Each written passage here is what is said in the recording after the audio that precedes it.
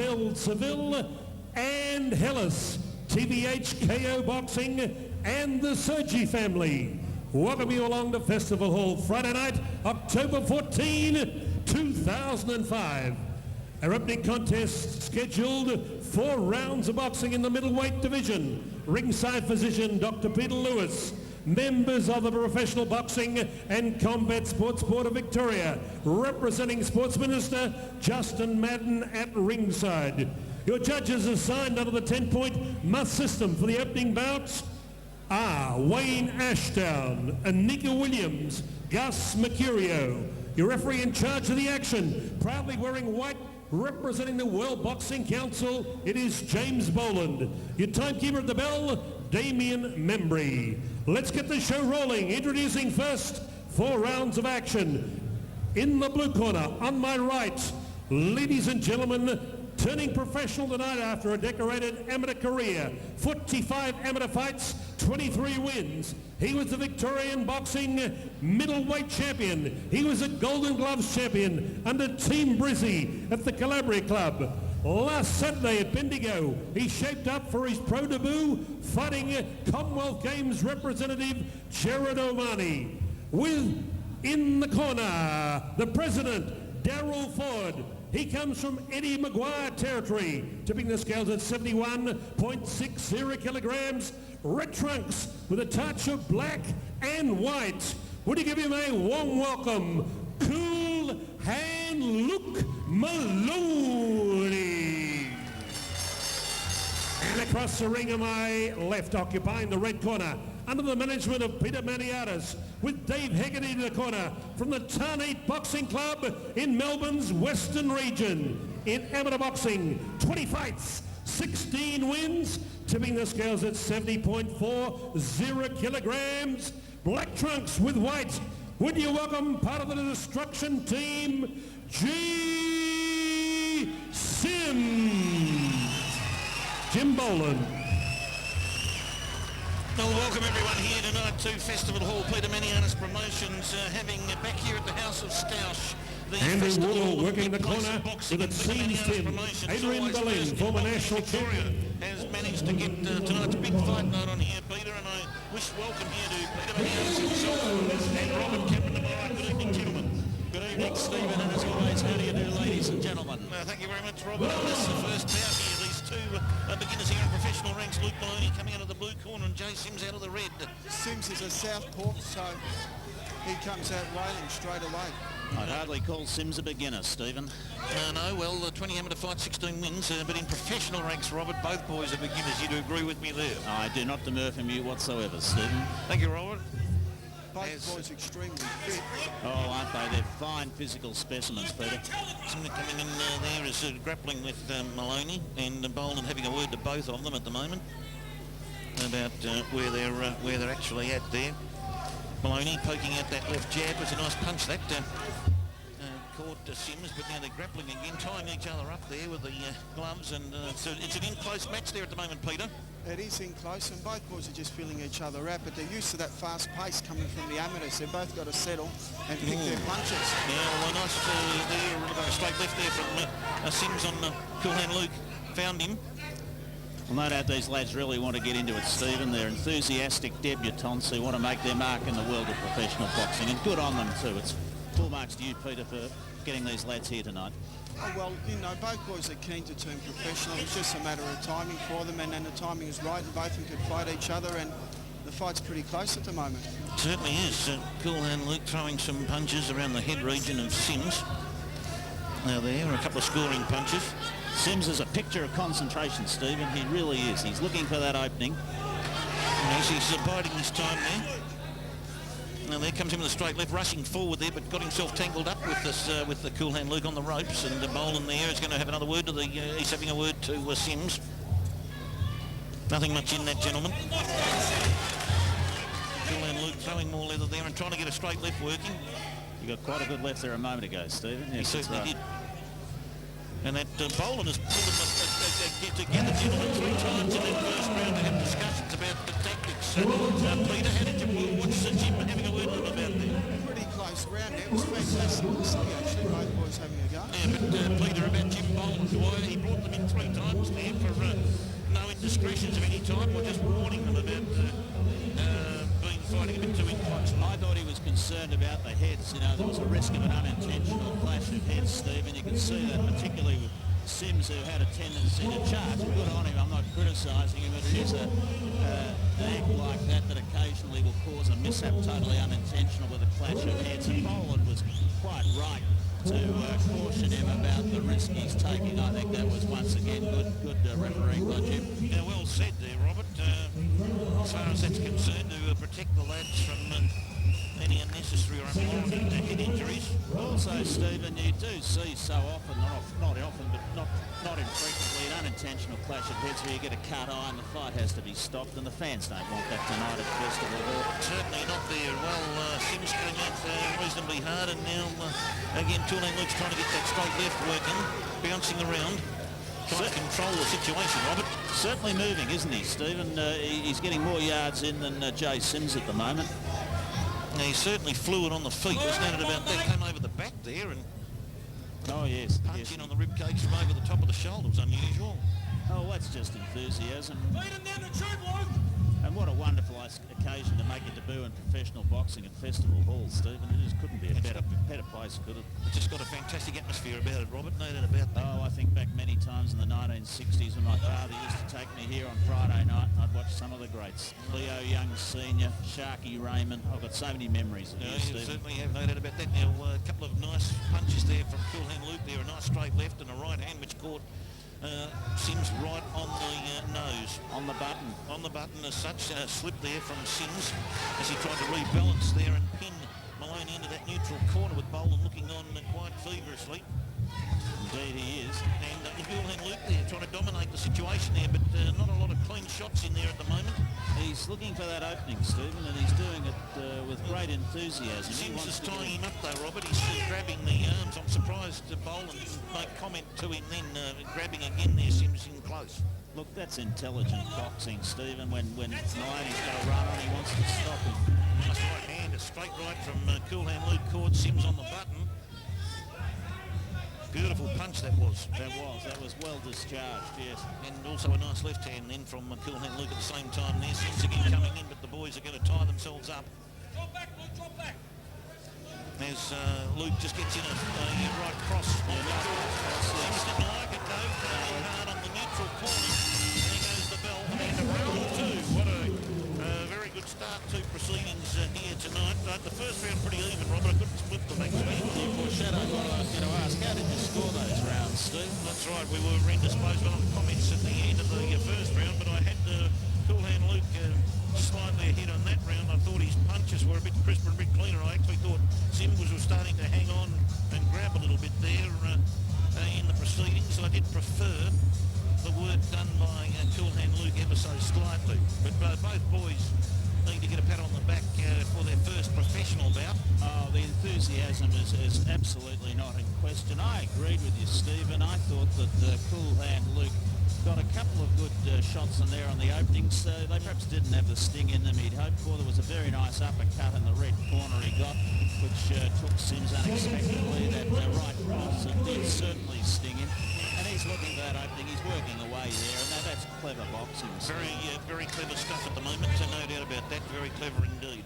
But not to take anything away from Jay Sims. He's a good competitor. He's giving it at his all. You can't take anything away from him there. A bit of a slip there from Cool Hand Luke there, just lost his footing. Yeah. And again there, Jim Boland having a word to the boys. As all good referees should. He's doing it extremely well tonight. Oh, a nice right cross there from Maloney. Caught Sims around the ear hole there. Was a nice punch that. And Boland again having a word to Luke Maloney. Now, I didn't quite see what that was for, but... oh, nice jab there. Got him on the button. And that was a nice jab too, and he moves away beautifully. He's got good retractable movements there, Maloney. Maloney's always anticipating the response, and once again, that's the hallmark of a well-prepared boxer, Stu. He certainly is, and that's correct. Strike, move in, move out. Waving punches there, sort of hit Sims would seem like the open palm there a couple of times of the hands. As all good referees says, and Maloney sticks to it, protect yourself at all times. That's the motto. Oh, punching left hand. But, oh, boy. They were good. That left hand, we heard the slap of that at ringside. That was a very nice punch. Sims is trying to come back there on Maloney. He's annoyed. He knows he's got to reassert his authority here on the fight, Steve. Yeah, I don't think he's actually had it in the first place there, Robert, in terms of where he's been at, but he's certainly stung into action by Maloney's punch. The point being that you're seeing a few more determinative scoring punches, Stephen, and Sims is smart enough to know that. He's got to square the ledger or he's going to be left behind. Maloney bleeding from the right nostril as well. Yes, he is. A bit of blood from the right nostril. Nothing his corner won't be able to fix at the next bell. I'll put adrenaline in that nostril. The World Boxing Foundation owner, Chairman Mike Crouch, good luck to you and Costa. Well, look, Luke Moloney doing very well here at the moment. Thought that had the crisper punches again and a couple of nice, one particular left hand there, as I called it, was a hard punch. Stung Sims into some action, but Sims he's got his work cut out, Sims.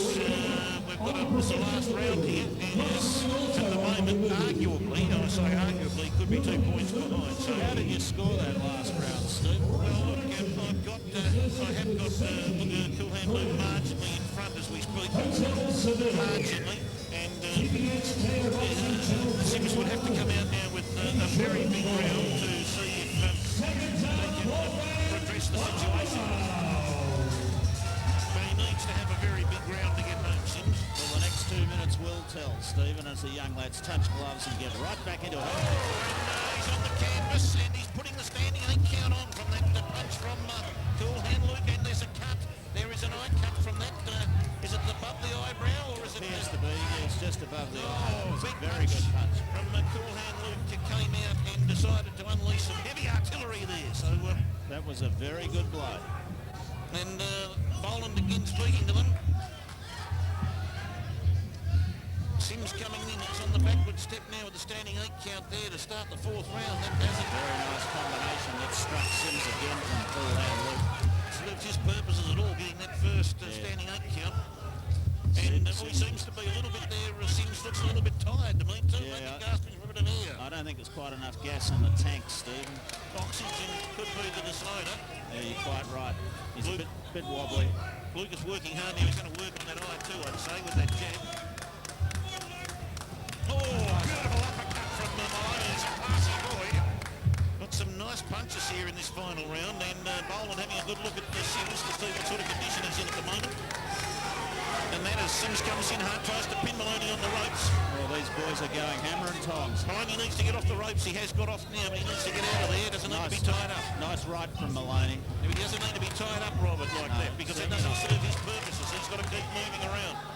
He wants the wide open spaces, Stephen. No doubt about that. He needs to get Sims at a distance so he can deliver the jab and that right cross. I wouldn't be in that ring for all the rice in China. Oh, look at Sims go. Sims is trying to re-establish something here at the moment, but he's grappling, and Boland has again split them up. Punching straight right from Coolhand. Another one. He got 2 in there. What a beautiful punch that first one was, though. It was hard. That was a showstopper, Stephen. Straight and hard, and there goes the round in the fight, but Sims knows he's been in a fight, and Coolhand Luke has put in a great effort here first up, you'd have to say. And I don't think there'll be too much difficulty for the judges to work this one out. I agree with you there, Stephen, and there's little more you can say about that, but not to take anything away from Jay Sims. He gave it his all, tried very hard, got up after that punch early on in the last round, and he went on to put himself very formidably. No, he certainly did, Robert, and Sims, a marvellously built athlete, very muscular. If anything, probably aerobically had a bit of trouble in the last round, but up until then, he was going along all right, but it was just a bit too difficult at the finish there because Cool Hand Luke, when he came in at the final round and managed to get that standing 8 count, that was all she wrote. That was a deciding moment in this fight because Sims was the one who needed to exert authority right from the word go to have any prospect whatsoever, and as it turned out, Moloney was able to really dominate the situation. And that's how we've found it. And Howard Lee will be going to get the cards from the judges in any tenement block in just a moment. Championship of the world with Alf Shaw. Alf, good evening to you. We give a very warm festival hall welcome to Barry Boy Michael, IBF Super Featherweight Champion of the world. Barry Michael back at the House of Stoush with Alf Shaw, legendary ring announcer. Good on you, Alf. Welcome Team Westcombe here tonight, part of Daryl Ford's Team Westcombe.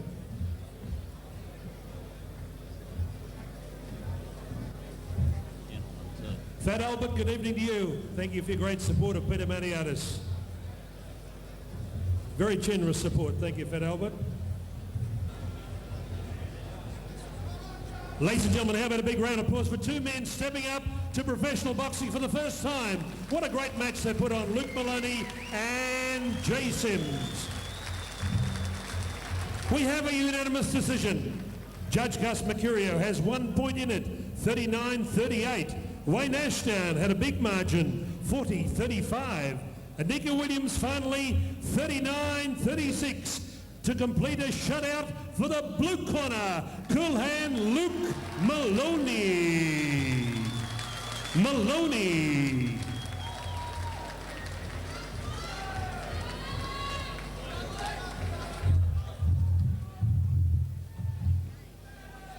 Marks as well, yes?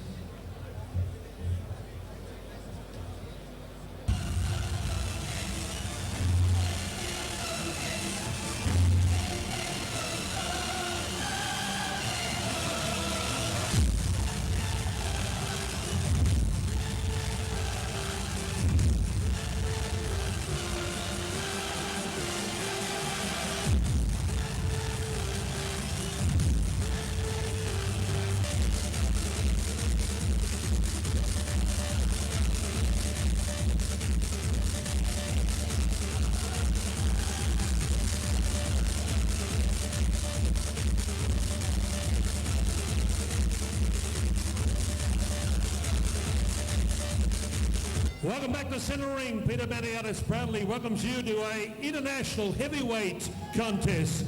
The big boys of boxing, Australia versus New Zealand. New Zealand versus Australia. Introducing first on my right, occupying the blue corner with Professor Louis Karika, Stewie Swale in the corner. He is a rugby league player from Auckland, New Zealand. In amateur boxing, a perfect record. 7 fights, 7 wins, 7 coming by way of knockout.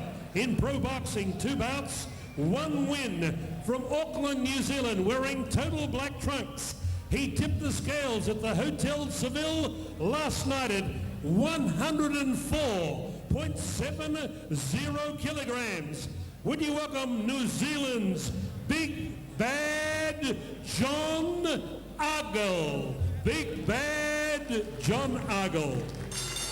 And across the ring in the red corner on my left with Wayne Stevenson joining Australia's greatest ever trainer, Keith Ellis Jr., with a young man who's come through amateur boxing and kickboxing.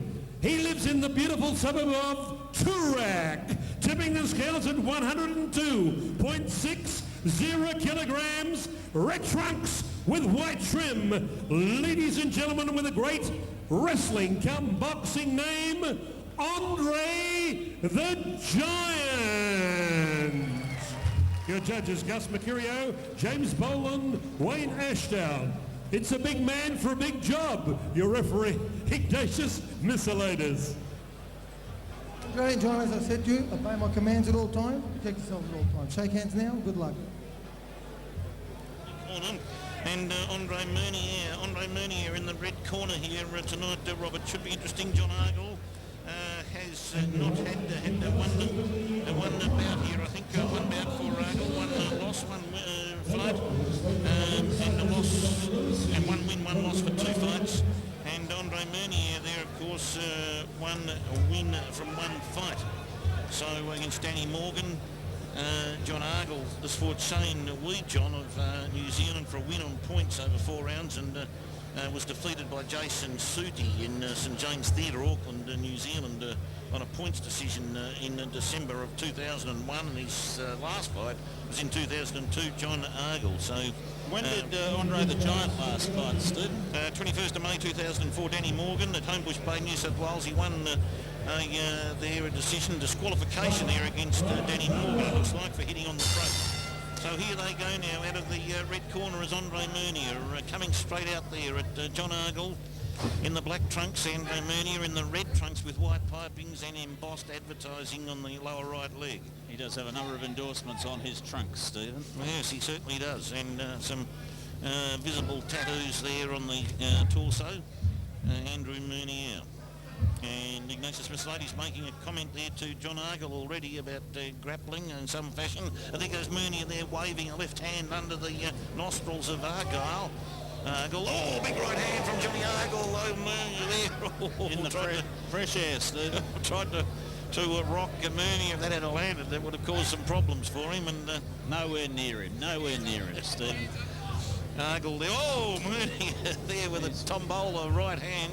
They're flying everywhere, I'll give you that, Stephen. But Argle managed to get his head out of the way. I think he'll knock him over with a cyclone at that rate. Oh, and his ladies took him 3 seconds to push them apart then. Well, they're big boys. No doubt about that. They're going for it. They really are, Yeah, they're throwing some leather. There's no doubt about that. Meunier's at 102.6 and Argle 104.7. So they're big lads, no doubt about that. I grew up in the pre-metric days and, of course, living in America. What's that in stone or pounds, Steve? It's about 212, 214 pounds, Robert. If there, and you can work the stones out yourself. You've got a calculator? I haven't got one. Nor have I. Well, these lads are going right for it. Probably around the 17 stone mark. So Meunier coming over the top of the right hand court, goal just on the air hole there.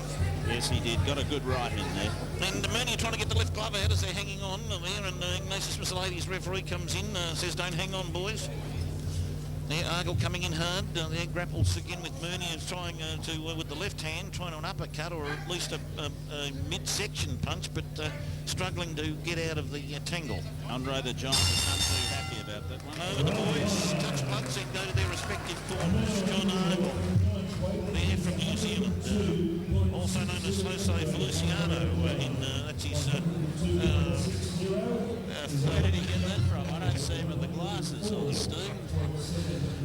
Well, what's on his record here from Auckland, New Zealand, the date of birth, the 30th of the 4th, 78. So John Argle from New Zealand, as I said, on his log, hasn't fought since 2002, and he had a win on points in Shane Wihem in New Zealand at the ABA Stadium, and prior to that, December 2001, 3 months before that. So how did you score that last round, Steve? Before the Wihem fight, he lost the point decision against Jason Suti, Robert, on the statistics. Jason Surtees. Where was he from? Jason Suti, yes, Suti. Looks like Surtees in my record. You better have a good look at your spelling, but I thought maybe that round was fairly even, that first round. I couldn't really split them. There was too many fresh air shots. Oh, not that time, though. Argle coming in hard with a big right hand. Caught Meunier with it. Meunier comes back hard. Coming in the left with some uppercuts there that he was trying to get through to the jaw region. He caught him around the midsection with them, and Ignatius Mercedes having word to Argle, pushes him apart and says, boys, you can get back into it now. Argle comes in hard again. He's trying to throw a big right hand, misses. Fresh air shot there. Andre the Giant. Oh, in the belly there.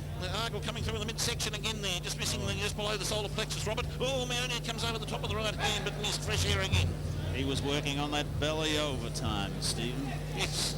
It's the old Howard Cosell line, that one. And there goes Argle coming over the top of the right hand. Again, coming over the top. Meunier in a bit of trouble here. He's on the ropes. Argle starting off this round, all pistons firing here. And Ignatius Mercedes telling the boys to split. The two big men to split there. Argall starting this round on, like a tornado. Certainly been getting a few in there, Steve. Yeah, seemed to be some aggravation from the crowd there. I don't know where that would come from, but now that Meunier again trying to working away with uppercuts there to the midsection, but I think most of those got caught in the gloves there, yeah, Robert. They weren't very effective at all, Steve. Hands up, John, hands up! Andre the Giant's a little annoyed with Argle. Well, Argall's dominated the first part of this round, Robert. That's why that'd make you annoyed. Of course it would. Mind you, as Argle comes over the top with the right hand. I don't think the crowd are too sceptical at this juncture, Steve.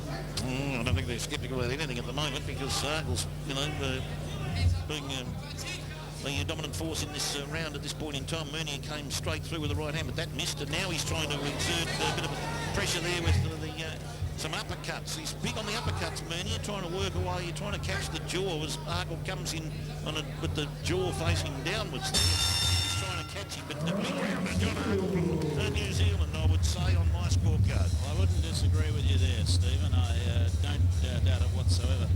You're certainly right.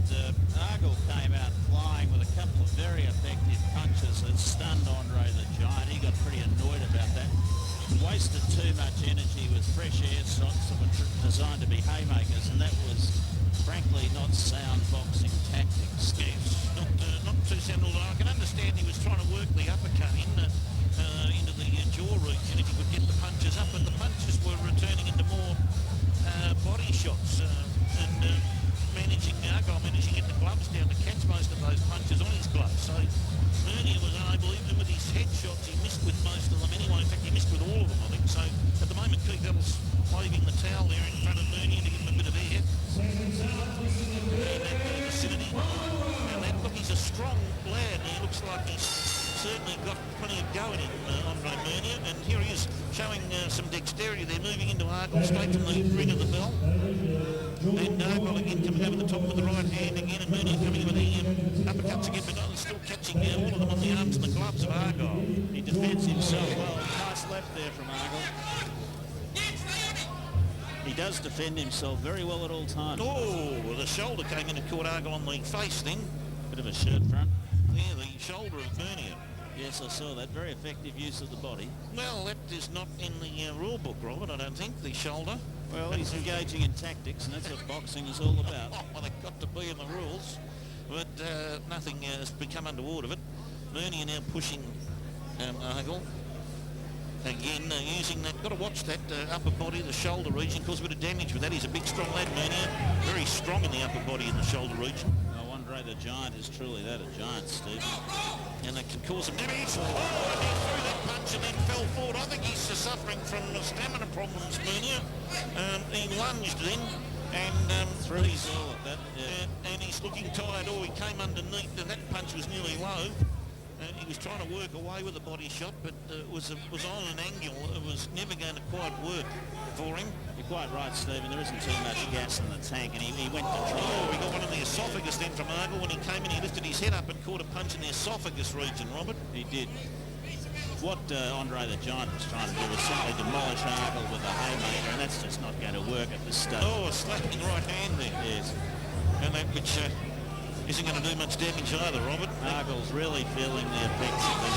Gasping for breath. Gasping for air. Has he done the work, Robert? That's what you've got to start, the question you've got to start asking yourself.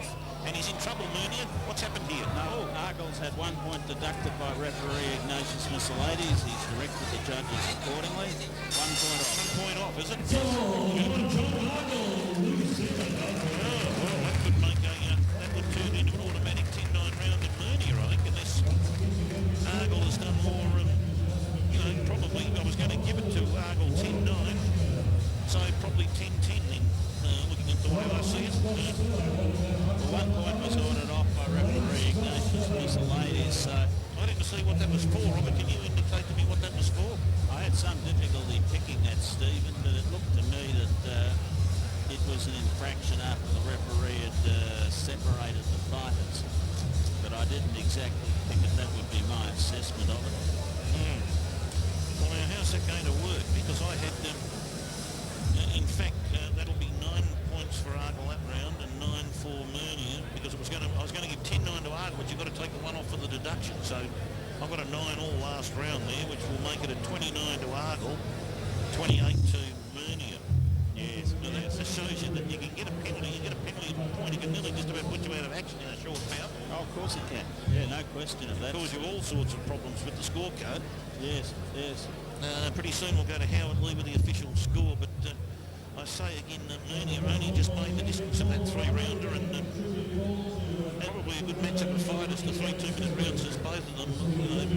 Andre's not the fittest of men. Andre the Giant expended far too much energy chasing Argle around, trying to demolish him, when he should have just slowed down and confronted him. He's a big lad with plenty of whack in his punches, and should have forced Argle to come in closer to him and look for the weakness. There was the odd hole there. You notice he effectively used the uppercut periodically quite well on Argle, but instead of, he would have been better off to have done that and a judicious use of the jab. If he carefully placed the jabs with Argle, he would have been far more effective overall in his fight strategy, Steve. No doubt about that, Robert. I think you've summed that up fairly succinctly for the viewers. But once again, Stephen, these are 2 enthusiastic young lads who gave it their best shot, and best of all, the patrons here have got their money's worth. I thought it was a good fun fight to watch, and good on them. Yes, well, good luck to the lads, and let's hope they can build on that and go forward with some further bouts on another promotion coming up. Another Peter Maniatis promotion, I should say, coming up. Absolutely. Here we go with official decision. How about a big round of applause for 2 gallant fighters? Heavyweights, it's pretty tough in there. You give them and you pop them. Ladies and gentlemen, by majority points, Judge Gus Mercurio.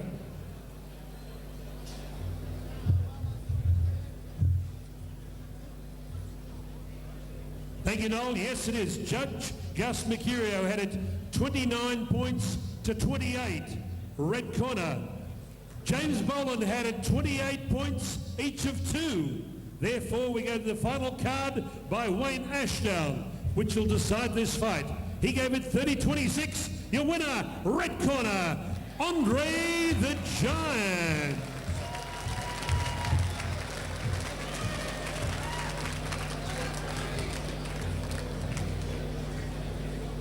Congratulations, Andre. Thanks, mate. Pretty tough in there. Yeah, it was pretty tough. I've been struggling to get a few fights, struggling to get fit a bit. But Working with Keith Ellis in pro boxing. yeah, sorry? Yeah, with Keith. So, he was a big, hard, strong boy. So, didn't do as good as what I like to do. Lost my game plan a bit, but it's only my second pro fight. I've only had a handful of amateurs, so just try and get as many as I can now. Keith, it's pretty hard to find heavyweights, white heavyweights. Yeah, I'm lucky I've got a couple at the moment, but you just can't warm him up. I've warmed him up for an hour. He's probably ready to fight now. But he's game, and it's very hard to find a game heavyweight, and he'll shock a few. Go to Keith Ellis and Andre the Giant. Wrestler, no. Boxer, yes.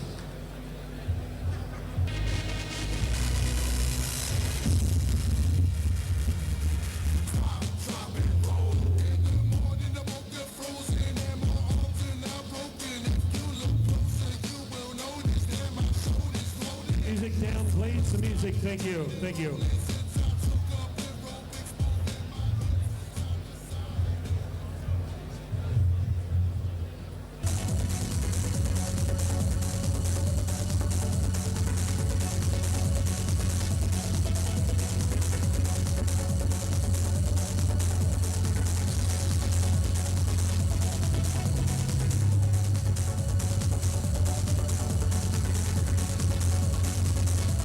Of International Super Cruiserweight Boxing.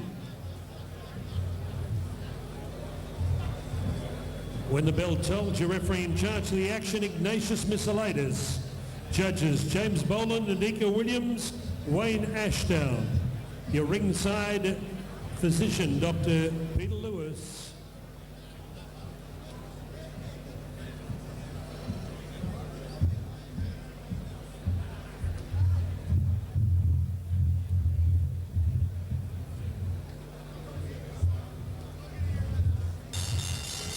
Ladies and gentlemen, 6 rounds of International Super Cruiserweight Boxing.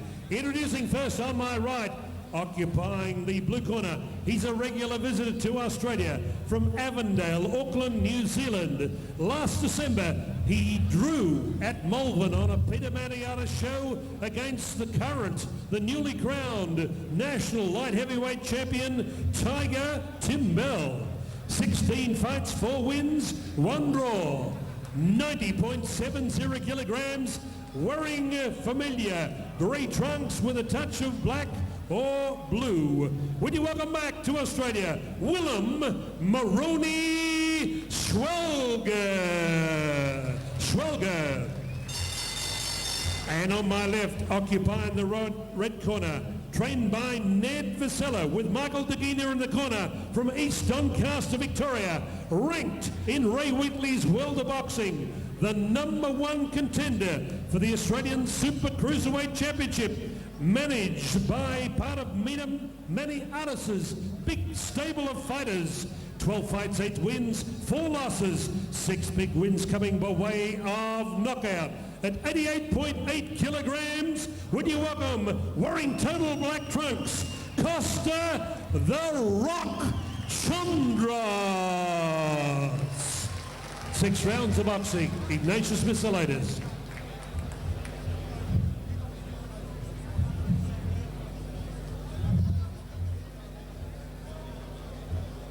You look through his record there, he had a big win against Jan Kulikov there at Panthers World of Entertainment, Penrith, New South Wales in February of this year there, and also had a loss recently also Newcastle to Taki. But now Costa Chondros there comes in there to on Schwelga. Schwelga, of course, had that war with Tim Bell at the Malvern Town Hall last December, which was a draw. It was a magnificent bout. Those two boys put their heart and soul into that fight. And I was very impressed with Moloney Schwelga on that night in question, because Tim Bell's gone on to do bigger and better things since then, and Schwelga held his own very nicely on that occurrence. And here comes Costa at the moment stalking Schwelga into the neutral corner there, Robert, at the moment, and Schwelga just ducking, trying to avoid Costa Chondros at this point. As Costa always does stalk, I vividly recall his fight against Jim Cheetahs some years ago when he exploded onto the boxing scene, Steve. Yes, he did. Unfortunately, made a message to me that night, actually, back in 2000, with a TKO victory in the first round of 4. So it was an explosive debut. And I thought Jimmy looked as strong as I'd ever seen him that night. Here comes Costa there, trying some combination jabs there. And I don't mean to butt in, boys, but talking about Costa Chondros, he knocked out the Russian champion in 3 rounds. He dropped him 4 times, and Angelo Hyder was devastated in Jeff Fennick. He's got that type of punching power. Yep. And Moroni Schwalger, we saw him fight a draw with Tim Bell. A lot of people thought he beat Tim Bell, so the guy can fight. He's a well-credentialed international opponent. And no doubt about that. Chondros is walking up. He reminds me a lot of Mike Tyson. He does a bit, doesn't he, Chondros? He's just enormously strong, and he's got explosive ability, Peter. Explosive punching power, as we've seen in the past against Cheetahs and a few of the other boys he's fought along the way there. Well, he stunned Jim Cheetahs about 5 years ago, Peter, in an explosive debut on the professional boxing scene I mentioned a moment ago. That's the way Costa fights. He's got that front foot approach at everything he does. They're strong lad, and got his corner, got him looking in pretty strong condition tonight. Schwelga bending down there as Chandra trying to work some punches around the head region. Schwelga watching intently at Chondros, having a good look at those gloves, just seeing where they're going to be directed. Chandra's now working on the body around the rib cage of Schwelga. Schwelga's obviously very concerned that Costa's going to let a bomb go at him, and he's really, really concentrating on that. Yes, and Ignatius just saying, I think keep the punches up a bit there. I didn't see any low ones, but... Good call there from Ignatius. No, he actually said he slapped him. Slapped him, did he? Yeah, with the lace part of the glove, and he just said, turn your punch. And that's good refereeing there from Ignatius. Yeah, no, Ignatius he's a master. Oh, one of the best in the business. There's no question of that, Peter. Ignatius Ignatius Moloney Schwalger comes underneath again, trying to work an uppercut up into the jaw region of Chandras. Didn't reach there. And again, Chandras now stalking Schwelga. He's waiting for a chance to drop that right hand. He's trying to set him up for the big right. And now soften Schwelga up there with a couple of the punches there. Schwelga trying to box his way out of the corner. Chandras working towards the stomach region and whipping a couple around the rib cage there just to give a couple of rib roasters in. And there goes the bell for Chandras' first round. Did all the necessary scoring there, gentlemen. The hustle behind the muscle. I wouldn't take it away from Schwelga, Stephen. You know, he was really looking for an opening. He was playing it careful first about. Yeah, no doubt about that. It was a very concise first round of boxing. Schwelga was intent. He was watching there very closely to see that nothing happened that was untoward in the whole situation. But Chondros seemed to do most of the work, though, in terms of the scoring punches. That was the thing. Yeah, look, I acknowledge that, Stephen, but don't forget Chondros had a blood in his nostril. Schwelga dropped one on him. Schwelga has obviously taken the approach that he's got 6 rounds to go. He's got a formidable opponent. He doesn't want to do anything too hesitant, too rash. He doesn't want to burn out any energy early on in the fight. Yes, you see that was a good point made before by Peter Maniatis, our promoter, about Costa Chondros dropping that Russian champion Yan Kulikov. Nice combination from Chandras then. In May of this year was a great effort there when he won that fight in 3 rounds. TKO out of 6 rounds was a great effort. Yeah, that is. And Chondros down there working away at Schwelga. Oh, and that right hand coming out. That's the one you've got to look out for, that big Chondros right hand. That's a massive punch when it gets going. Got a good one in there, Steve. Well, Schwelga had a nice uppercut. Caught to Chondros there, not napping, but caught him coming in with that uppercut. It was a nice punch from Schwelga. Oh, nice left jab there from Schwelga. Caught Chondros around the lower chin or esophagus. Right on the virile in that was, Steve. Yeah, or just under it. To a slip through the chin into the esophagus, Rob. Well, one of each. And Chandras again over the top with the right hand, jabs with the left. Oh, a little bit of a knock with the forearm there on the Schwelga from Chandras. And Ignatius had a quick word to Costa, nothing untoward. As Schwelga now is just poking out that left hand, trying to keep Chandras at bay there. Chandras coming in, slapping away at the rib cage. And all tried an uppercut, but that was sort of half pulled that back. A good tactic. He didn't pull it back on anything, Stephen. He had a red-hot go there. Oh, he seemed to pull it back, Robert, because he didn't seem to go on with the job. I'm glad you said that, Robert, because... you missed something there, didn't you? Oh, Chandras caught with one of those uppercuts. The one he pulled back, he then decided to unleash number 2, and number 2 did the damage. Costa Chandras has never pulled back in his life, Stephen. Oh, but he just decided at that point just that he was going to throw that uppercut, but just pulled it ever so slightly back and glanced Schwelga with it. He did not pull back. Full-body punch, Robert. So, crashed on right in. Was a ripper into Schwelga at that point and into the body. I don't think this fight's going to go too long. I think Chondros is starting to hurt him to the body. Yes, there's no doubt that 90% of his attacks have been to the torso. He's working overtime on the belly. Most of them have been around the ribcage, Robert. There, I would say, if you go through the statistics, you'll find if you look at the ribcage too, the ribcage is starting to welt up. Oh, crunching punch to the jaw on Schwelga, but Schwelga can take one. We saw it. He hurt the ground. I thought it was going to be all right, but just didn't seem to change complexion, did it? They should stop this. Schwelga. They should stop the He's fight. finished second round KO to Costa Chondros. And Costa Chondros is back in town big time here. And the big corner are happy. Schwelga looking a little bit perturbed by proceedings, but he caught a short, I think it was a right hand, and went to the canvas. And the New Zealander just looking a little bit worse for wear there, and wasn't able to take any further punishment, Robert, from Costa Chondros, who tonight didn't throw a great deal of that right hand around the head region, but worked Schwelga over in the body region, which was quite interesting, around the rib cage, particularly around the rib cage and the lower stomach, the stomach region, just below the solar plexus a little bit, but mainly most of that body work was done both sides of the rib cage when you see some welts. Look, I disagree slightly with your observations, Stephen. Why? Chandros fought a well-balanced fight, and he was looking for any opening he could find. I certainly agree with you. He found most of it round the body. I certainly agree with you that he struck more blows to the body than he did elsewhere, but I think you're not emphasising sufficiently some of the very excellent blows, including the last one that he struck to Schweigel's head. And overall, he had a combination of punches that were very effective. Oh, there's no doubt about that. The last punch there was a beautiful, I think it was a short right to the head and it might have been to the jaw region there. I was slightly blocked in my view. It was the short one that put Schwelga to the canvas, sent him to the canvas. It did. It was a very solid blow indeed. The lad knew he was up against it and the referee stopped the fight. Went to ground and here comes Howard Lee with the official decision. Ladies and gentlemen, referee Ignatius Miscellatus, after discussions with Moroni Schwalger, stopped the contest. 2 minutes 44 seconds in a round 2. Your winner, the #1 ranked super cruiserweight, Costa the Rock Chandras.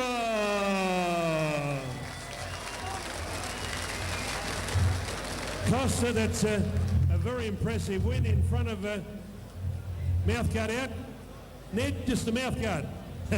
Costa in front of a great crowd at the old festival hall.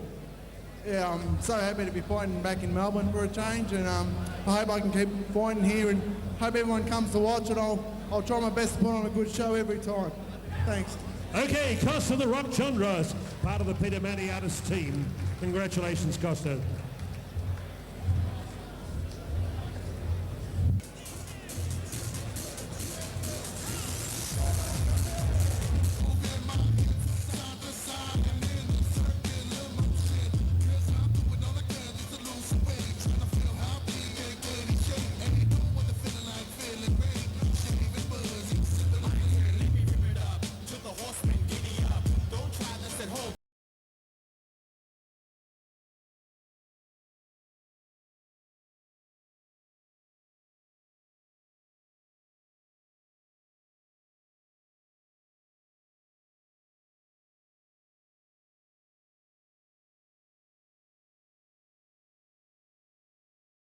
The center ring, Peter Maniatis, Resurrection.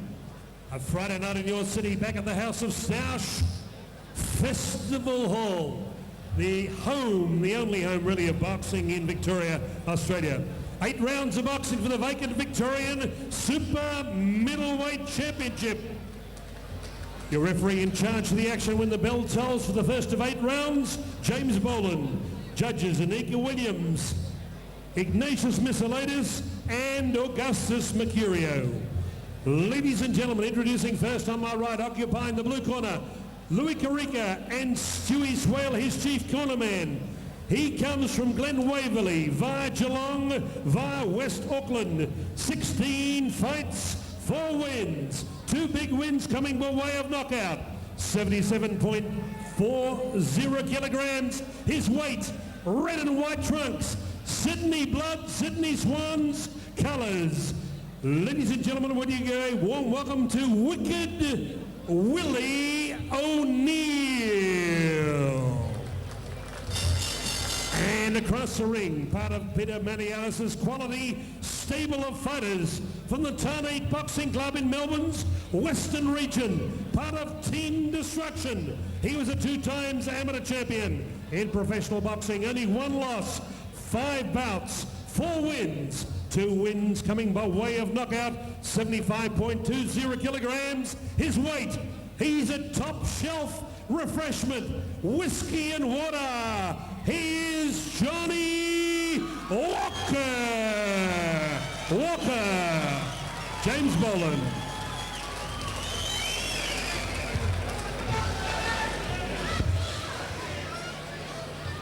Well, here we go now for this big bout coming up here. Johnny Walker, great to see him back in action since, I think the last time I saw him fight was when he fought Tim Bell, I think it was,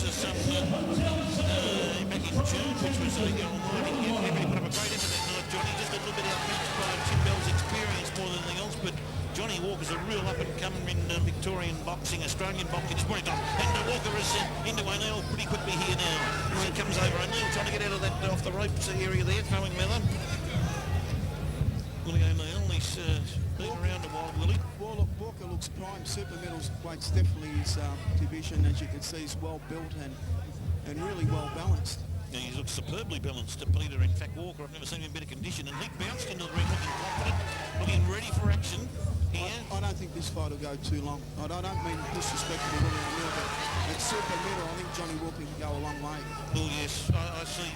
Agree with you. Body shots. Yeah, I see the same thing as you, Peter. I see Walker ending this quickly and working out to the middle, right now across the Willie on the side of the jaw. And then bounces down underneath. And then Walker coming over the top there, measuring him in the punches there with the right hand. And good fuselage of punches from Walker. I certainly saw Walker as an amateur, and he had a wonderful amateur career. Never any doubt whatsoever he was going to go on to the professional business. He really is a lot under his belt this level. He lives and breathes boxing. His idol's Mike Tyson. As you can see, it's probably very much like Mike. He models himself on Mike. But Chris Willie else is a power.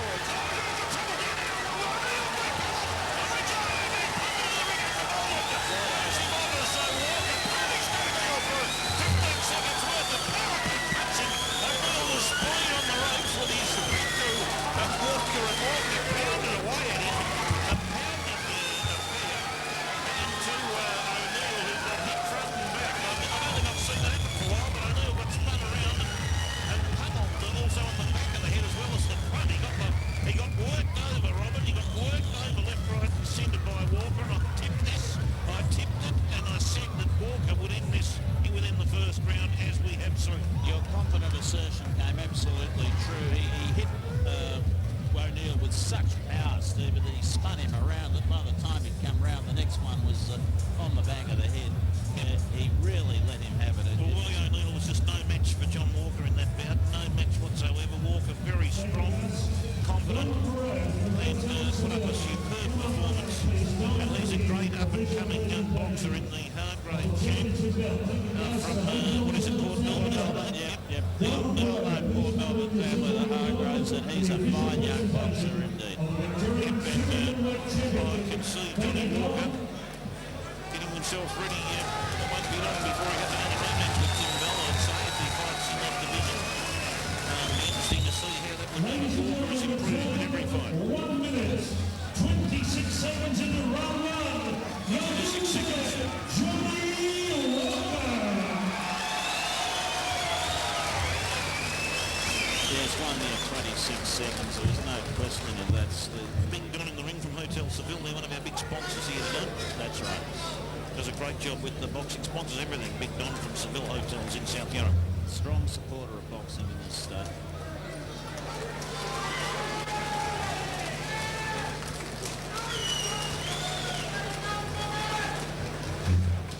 And photos currently being taken, and there'll be an interview soon. I'd say Howard Lee is in at ringside.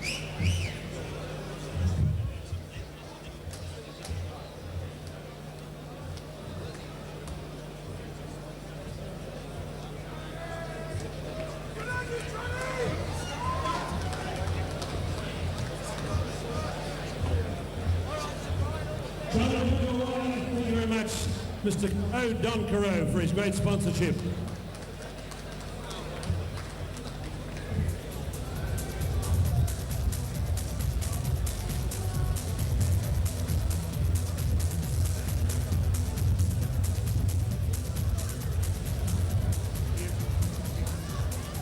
John, congratulations. Almost was over before it started almost. Take us through it. The big right hand. Yeah, I mean, I caught him with an early right hand early on in the round, and I thought I buckled him, but when I had him in that corner, I knew I was gonna end it then. So long time for this, so it's good. Any people you'd like to thank, John? Yeah, I've got a whole heap of people I'd like to thank. I'd like to thank my sponsors first, Werribee Tiles and Maxwell Engineering. Where's Robert's Massage? I'd also like to thank my trainers, Andrew Woodhall, Dave Hegarty, my manager and promoter, Peter Madiatis, for getting this. And I'd also like to thank Kevin Hargraves. He put a lot of work into early on in the year. He's sick at the moment, but yeah, I'll lock him too. How about 3 cheers for our new Victorian super middleweight champion? Hip hip! Hip hip! Hip hip! Okay, the Sergi family will now name our best preliminary fighter tonight.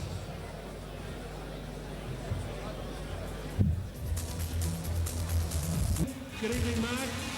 Mark, who is your nomination for the best fighter so far? Johnny Walker.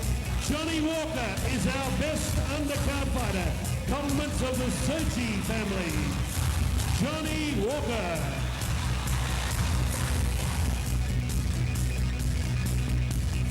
Come on down.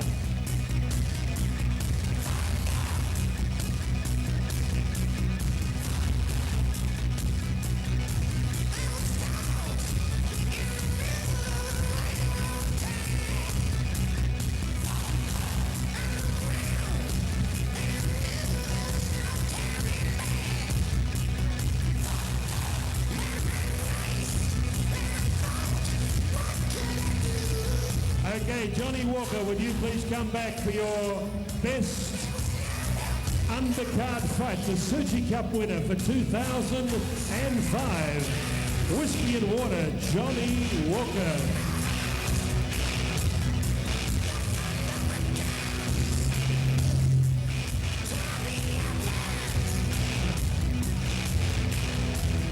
Johnny Walker. Did I have somebody bringing from the dressing room with Dave Hegarty and Andrew Woodall? Johnny Walker.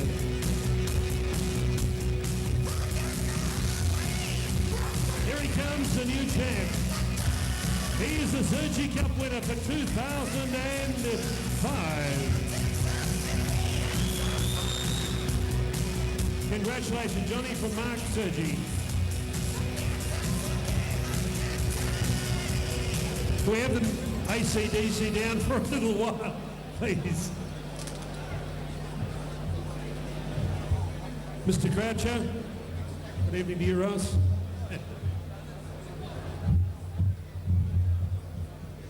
Johnny Walker with the Suji Cup for 2005.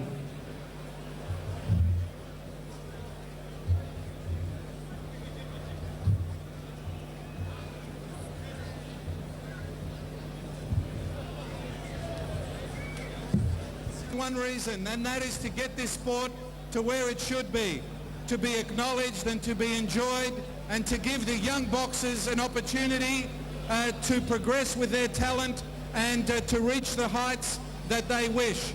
And through Peter's efforts and all the team here, all the boys, we've managed to certainly create some action for boxing, and this is only the beginning. We're planning on having live broadcasts through Channel 31 that people can enjoy direct boxing like it was in the old days. And of course, KO Boxing Show is one of the most popular shows on Channel 31.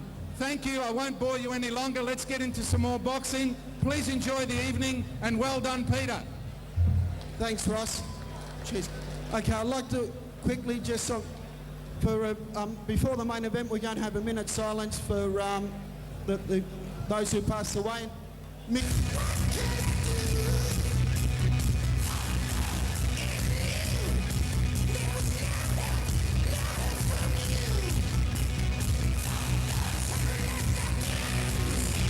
Mr. Van Stewart.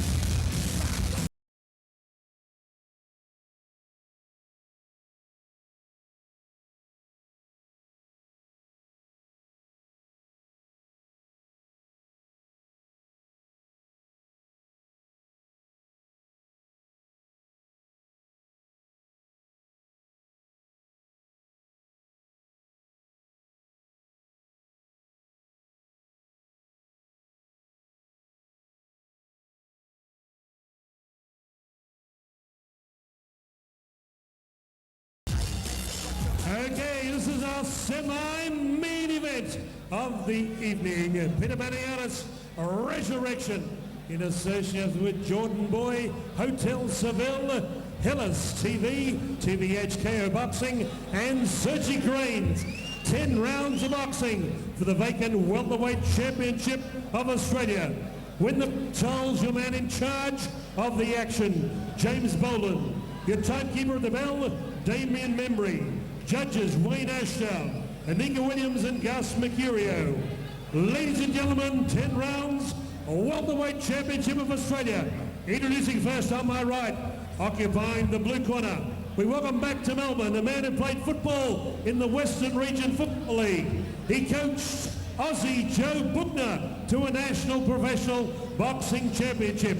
He brings a young man from Robina, Gold Coast, Queensland, with a fight record of 17 bouts, 10 wins, 1 draw, 6 losses, 4 big wins coming by way of knockout, 66.6 kilograms, wearing trunks of black and white, Collingwood Magpie colours. He turned 29 years young yesterday, so happy birthday to the Tornado, Paul Tapley. Paul Tapley, Queensland. And across the ring, part of Team Maniatis, with Bobby Scrivano celebrating 50 years here at Festival Hall. In amateur boxing, 2 Victorian championships. In professional boxing, 9 fights, 8 wins, 4 big wins coming by way of knockout.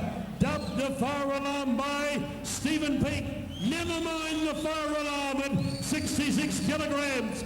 From Cafe Latte City, Carlton North, wearing trunks of gold, white and black. He is Shannon the Man McMahon. Jim Bowling.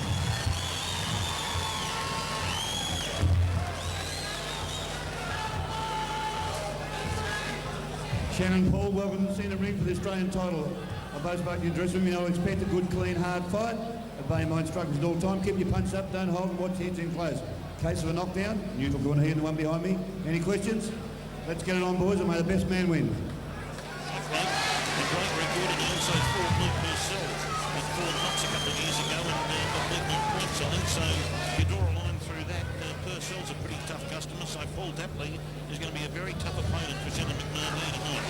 This will be an outstanding fight. McMahon loves Melbourne, and Melbourne loves McMahon. Looking forward to this, Stephen. As well, the fire alarm, he's got a big fight here, and there's a big title at stake, Australian welterweight title, and looking forward to McMahon, again moving laterally as he always does. There, trying to drive a left hand into the stomach region of Tapley, but I don't think it quite found its mark. Both boys looking very stripped and fit there, very ribby, very fit, 2 fit, real fit welterweights here tonight, and Shannon McMahon, after that magnificent performance, I think against Eddie Delic there earlier in the year, where it was a very close bout. End of last year was haven't seen much of him since actually, but that was a fantastic bout, and Shannon McMahon, 8 wins out of 9, speaks the volumes for where he's at in Australian boxing. Oh, no doubt about that, Stephen. An exciting young man. I was away in the United States for the Delic fight, and I heard a great deal about it over there. It was very highly rated. It was a tough fight, no doubt about that. And McMahon quite a nice look past Tapley, working away with the left, and McMahon coming over the top again with that right hand. Nice jab coming out there from Shannon McMahon. Again, he loves that left jab. He works well with that and moves. Oh, a nice combination there, McMahon. Moves back into a ring centre. And a nice left-hand jab there, right hand coming through, and Tapley tried to follow up with a body punch, but just grazed the belt of McMahon. That's the hallmark of McMahon. He really looks at it. He's moving well too, yes. Oh, yes. Nice move of Shannon McMahon. Got Bobby Scrivano in the corner there as usual too. A great cheer of boxers in this state. Oh, indeed, Steve. Slapping right hand from Shannon McMahon on Tapley. Trying to straight right. Ooh, just missed with that. Just the Tapley moved out of the way of it. Another important thing that McMahon is doing here is he's not working too hard in the foot department. He's letting Tapley make all the running. That little combo on right from Tapley was out of range. No effect. It's a 10-round fight. You want to conserve your energy in the early rounds, and McMahon's gone in with a clear strategy in that sense, Steve. Yeah, he's doing a pretty good job here at the moment. Over the top, good nice combination there. Oh, Tapley slipped one through. He slipped the left hand through as McMahon came in then. He did catch McMahon slightly unawares there. And McMahon again there with that right hand, and they tangle up, but Boland splits them again. He's fighting a pretty good fight at the moment, McMahon. He's attempting to control it from the middle. And Tapley coming in low and gets caught again, tagged by McMahon as they slip in a neutral corner. Oh, some good return punch there from Tapley after a quarter left hand from McMahon and the Blues comes gloves and a good first round finish for McMahon. Had a pretty good start to that fight, Robert. He was moving well. He had some nice combinations there with the lefts and rights and steps back nicely, moves left and right, nice lateral mover, and caught Tapley a few times in that fight. Tapley slipped a couple of punches through, but McMahon seemed to have the upper hand. I think that's right, Stephen, but very early days. There wasn't much between them when you overall look at that bout, that round, I should say. Early days, they're sizing one another up. I know they've got a long way to go. No doubt about that. Let's have a look at Shannon's record. Most of his fights seem to go the distance, actually. When I go back through the record, got a KO against Melbourne, Melbourne Town Hall in 2003 in the first round in 4. Brian Fogarty, John L. Sullivan went the distance. KO Moped Targi in 3 of 6 at Kilo. The rest of his fights since then have all gone the distance. The McMahon fights invariably seem to go the distance. They're great spectacles. The supporters the fans get their money's worth with Shannon McMahon, Steve. Oh, nice punch again from McMahon there, slipped through nicely, straight onto the nostrils of Tapley. And again, Tapley pursues there McMahon, but McMahon moving beautifully left and right, bouncing around. Again, coach staying out of trouble and getting ready for the next round of punches there from him. And Jimmy Boland having a word to both of the boys there, not too sure what that was for.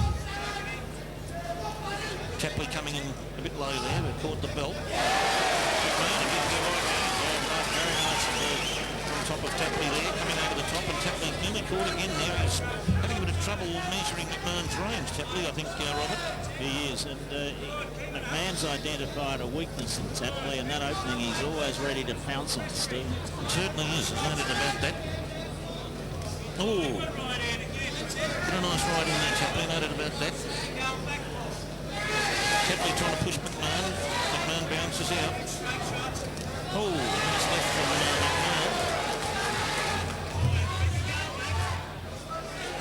Oh, nice good left up there. Good retrieving punch there, that third one from McMahon. Yeah, but that let him know he was about. Yeah, because he was backing out of trouble. Pretty good quality boxer who can do that. He can throw punches when he's reversing or backing out of trouble. A lot of praise for McMahon on that basis. Bouncing around again, Shannon. Tapley trying to cut that corner off there. Certainly doing more footwork this round than he did in the last one, Steve. Yeah, well, he's been pretty good on the toes all the way through so far, McMahon. This probably has just increased the movement angle. Tapley's trying to cut him off. He's trying to block him in a bit and try and cut those punches coming at him and cut the corners off. But McMahon has sensed that, and that's why he keeps moving. Oh, he'll have none of it. Tapley there, right arm. Who's hanging on here? And Moloney will split them. Doing a good job there, Jimmy. There's always a top right referee, Jim Bolton. No doubt about that. Tapley over the top of the right. And McMahon coming underneath with the uppercut missed. Tapley's now throwing leather with the left hand, catching McMahon.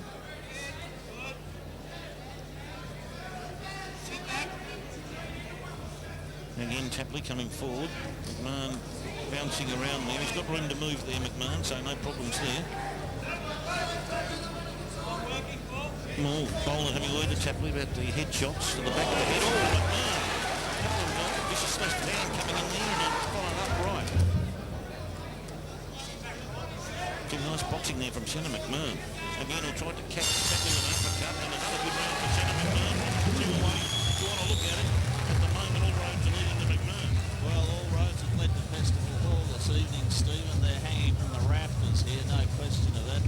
I agree with you. I think you'd give that one to McMahon.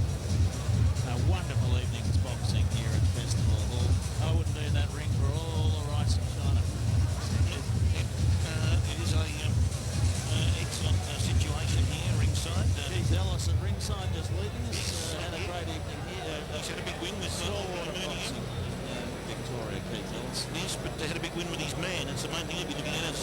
Meunier had a win, so he'll be very happy with that. No question of that.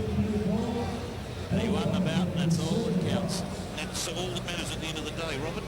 Keith was saying to me that he'd been told by one of the luminaries here, I forgot who, that he would the last another round, but that didn't bother Keith. This boy got We there. tipped that Chondros petrol tickets had run out a bit. Well, we don't know, and we can only speculate. And that's no good in boxing, Stephen. Here comes McMahon. Again, moving in. Tapley throws a right hand.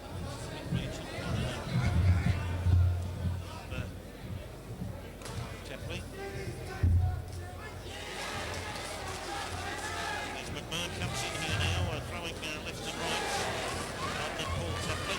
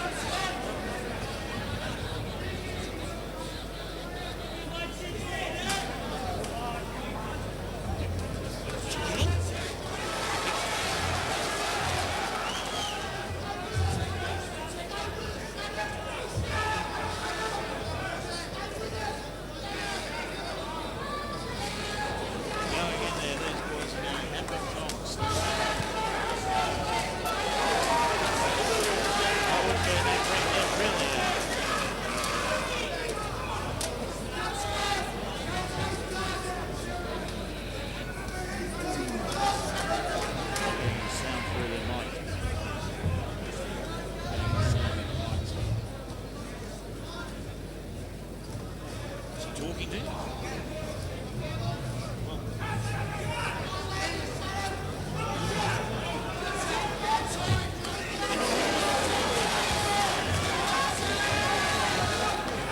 And here we are, we're back now, ladies and gentlemen. We're back in business, here we go. A few technical problems here, but now we're right. McMahon now, getting ready to come again on Tapley there. Tapley throws a body shot to the stomach to McMahon.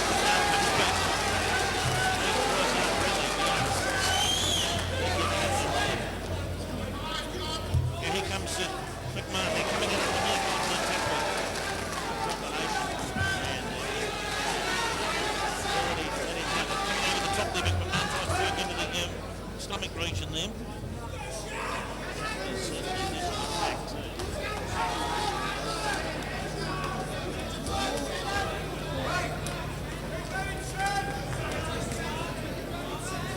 Bowler having a word to Shannon McMahon there.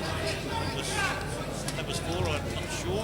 McMahon hanging on to the right arm as Tapley trying to hit with the glove, maybe. And he goes again to the bell for round three. He's taking a problem set round, ladies and gentlemen, but McMahon, maybe just McMahon, or maybe an even round, but I think McMahon possibly would get the nod.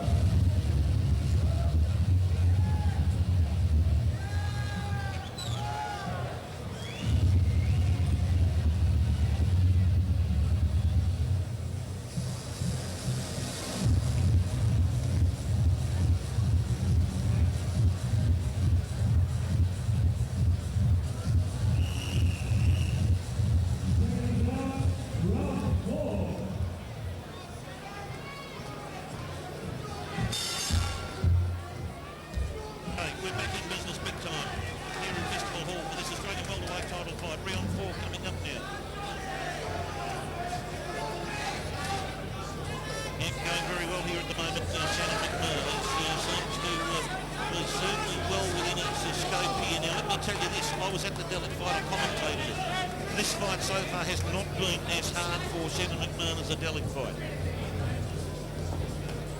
And not taking anything away from Paul Tapley, but at the moment Shannon McMahon he looks fresh. He hasn't been hit badly at this point, and he's bouncing around as fresh as the summer breeze at the moment. So Tapley coming in, McMahon again coming in there, and Bolden will split them again.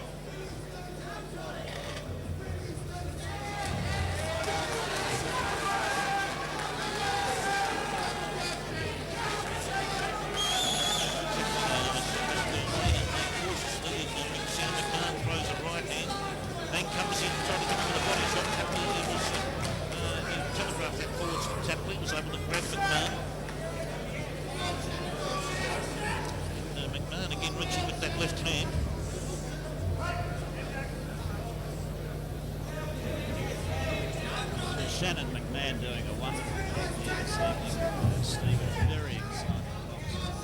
Certainly is. Now, Peter, at the moment, I've got Shannon McMahon ahead. I think he's won the first 3 rounds. That's too, but it's an evenly fought fight. Tapley's really put on the pressure, but McMahon has really stepped up. He's improved so much in the last 2 or 3 fights. He looks like a completely different fighter. He's fighting like a seasoned opponent. He's fighting, not only that, but he's confident, and so far he hasn't been hit. He hasn't been badly hit, not like the Dalek fight, which was full extreme pressure. So far, so good for Shannon McMahon in this bout. A couple of very useful jabs there. It shows how good Shannon McMahon is. He saw an opening. Jabs. Just enough to let Tapley know he's about to assert his authority on the fight. And Jim Bolin having another word to both boys here. Just be careful with the hanging on, I think, and the hitting to the back of the head. Oh, nicely hands from There's a couple slipped through there on Paul Tapley. Once again, as Peter commented on a moment ago, Tapley's also letting himself be felt. He comes out every now and then with a blow that certainly keeps him down on his toes. And that's a good aspect of this one. It definitely is. Tapley is, I would say, a fighter that does everything right. He doesn't do anything spectacular, but everything he does well. He's a good, solid fighter. Not predicting that fight is going to triumph tonight. I think he's just got a bit too much for it. And I agree with you, Peter. In fact,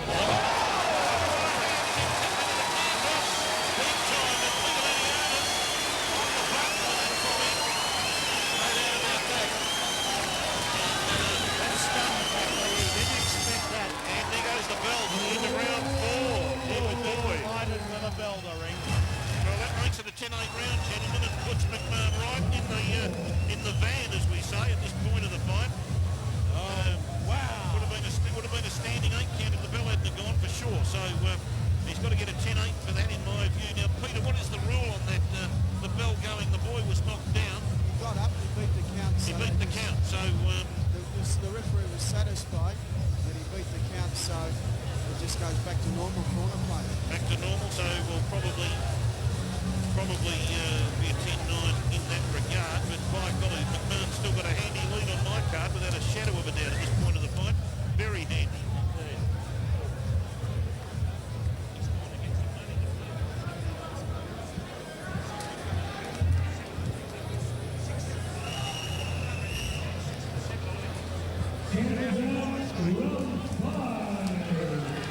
Round 5. Really an exciting part of this fight now. Well, Shannon McMahon, he's been on top all night. I've said that, and I'll stick to it all the way through. He's fighting beautifully here. Tapley's down again, and Bolin nearly fell over Tapley then himself. He's put the count on the This left. fight's not going to go this game to the rep. Tapley looks strong. Out on his feet. He looks to be a bit groggy, and Bolin's having a good look at him. He told Bolin he was all right to proceed. McMahon now. Bolin asked the question. Fire alarm. Tapley's run out of steam. And McMahon trying to push him away so he can cut loose with some heavy artillery here. As we back into the Tapley corner. And then Bolin splits them again. McMahon bouncing around. He can sense victory here. Tapley's finding it very hard to keep his guard up. Shannon McMahon at the moment, he's like a seagull after a hot chip at the moment. Oh, and the crowd are absolutely roaring. And Wow. they can see where he's at here with this McMahon. He's got potential victory here by the short route coming up if he can manage to tag Tapley again. That's what he's trying to do. McMahon's been thinking about this probably since he was an 8-year-old boy and started training to box, that he's finally going to win an Australian title. Now, Yes. it's right in his grasp. He must be sniffing it now. It's that close, it's unbelievable that he's going to put the Australian title back. I thought Jim Bolin was going to stop the fight then, and it was going to be all over. He He asked him the question, Peter. He certainly did. Peter, this is certainly going to be another 10-8 round, the way things are going, which is going to put Shannon about 6 points up going into round 6 if it lasts that far. Yeah. He's coming in with the jabs again. He's looking for that open. He virtually, I can say can't lose from this position, but it'd be, gee whiz, you wouldn't want to be putting any money on Paul Tapley at this point. Certainly not Stephen. No way. Look, Tapley seems to regain his composure a little, and he seems to be okay. And that's just due to his fitness. He's probably so fit preparing for this fight because he's had plenty of notice. And his experience too. He knows he's been through this before. He's a mature boxer. He knows the ropes. It's so true. Oh, the boys are in close. They've got to watch the heads there.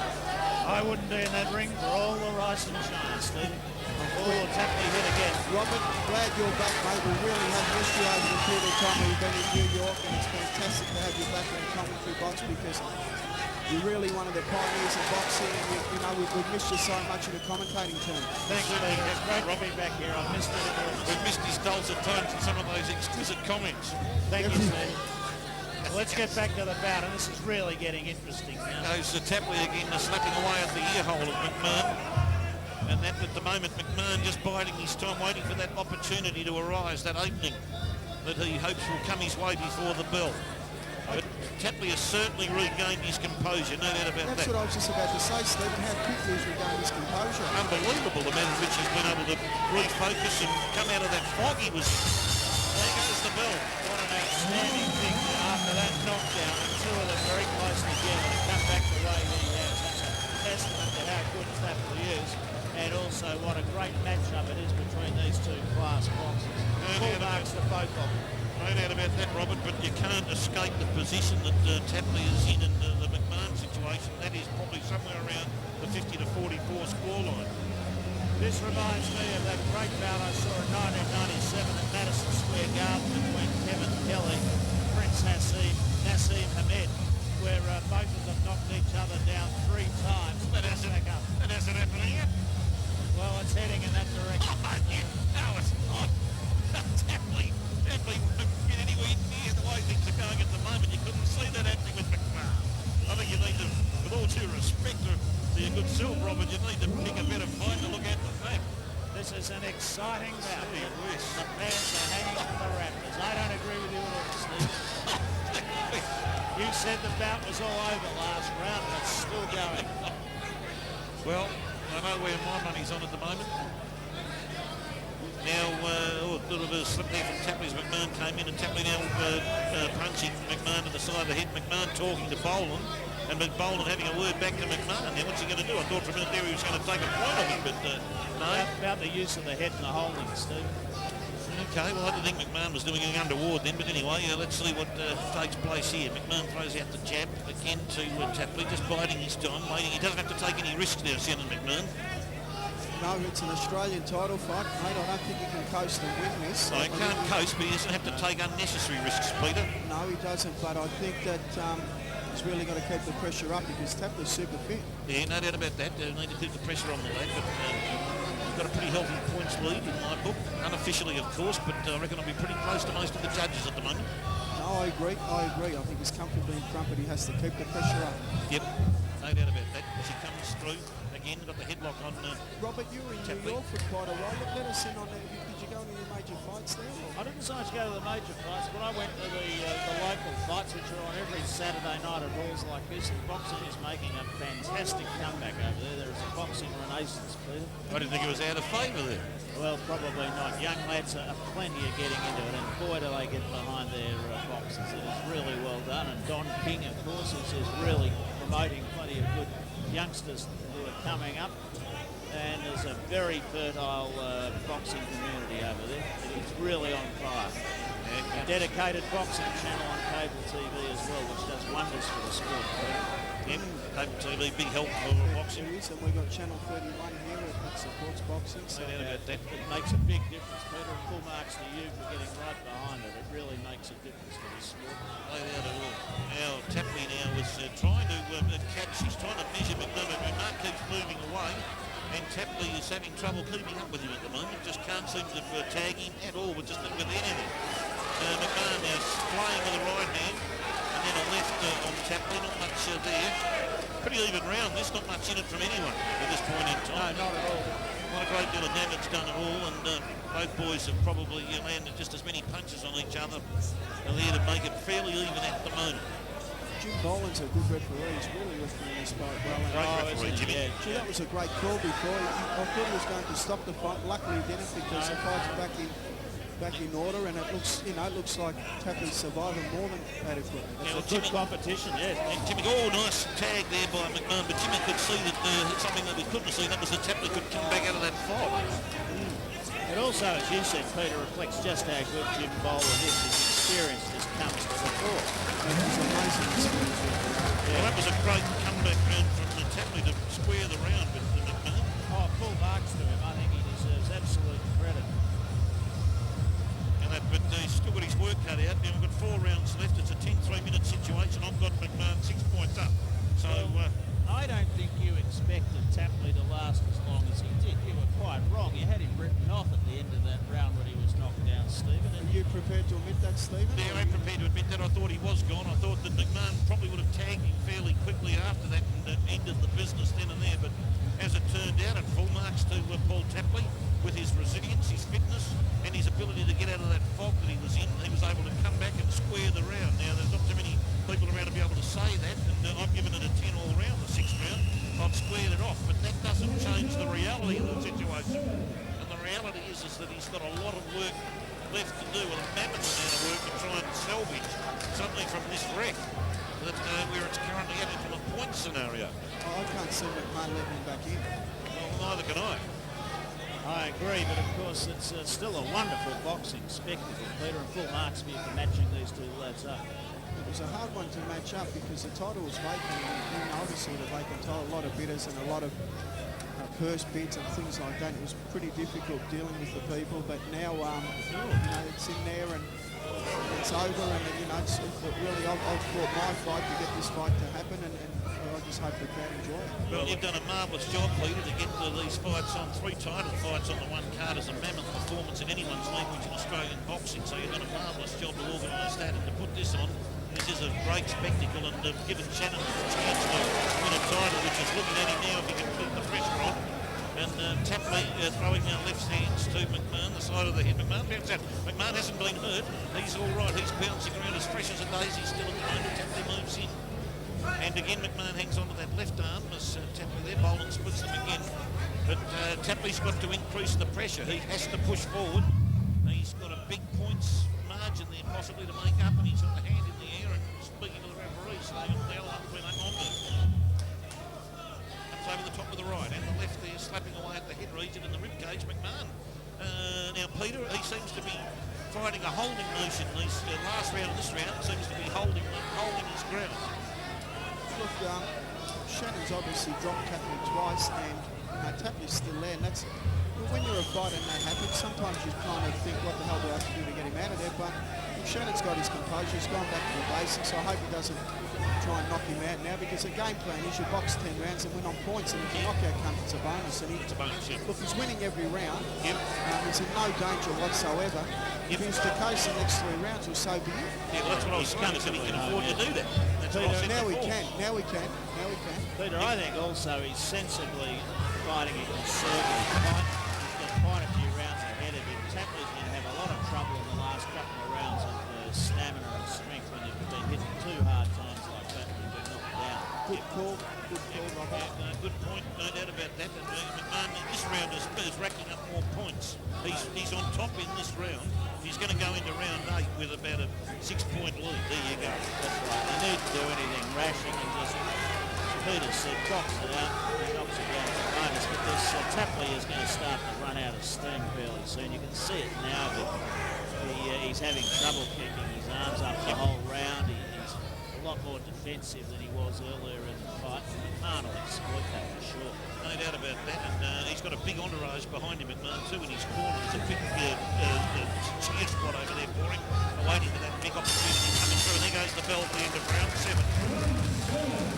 And another round for Shannon McMahon.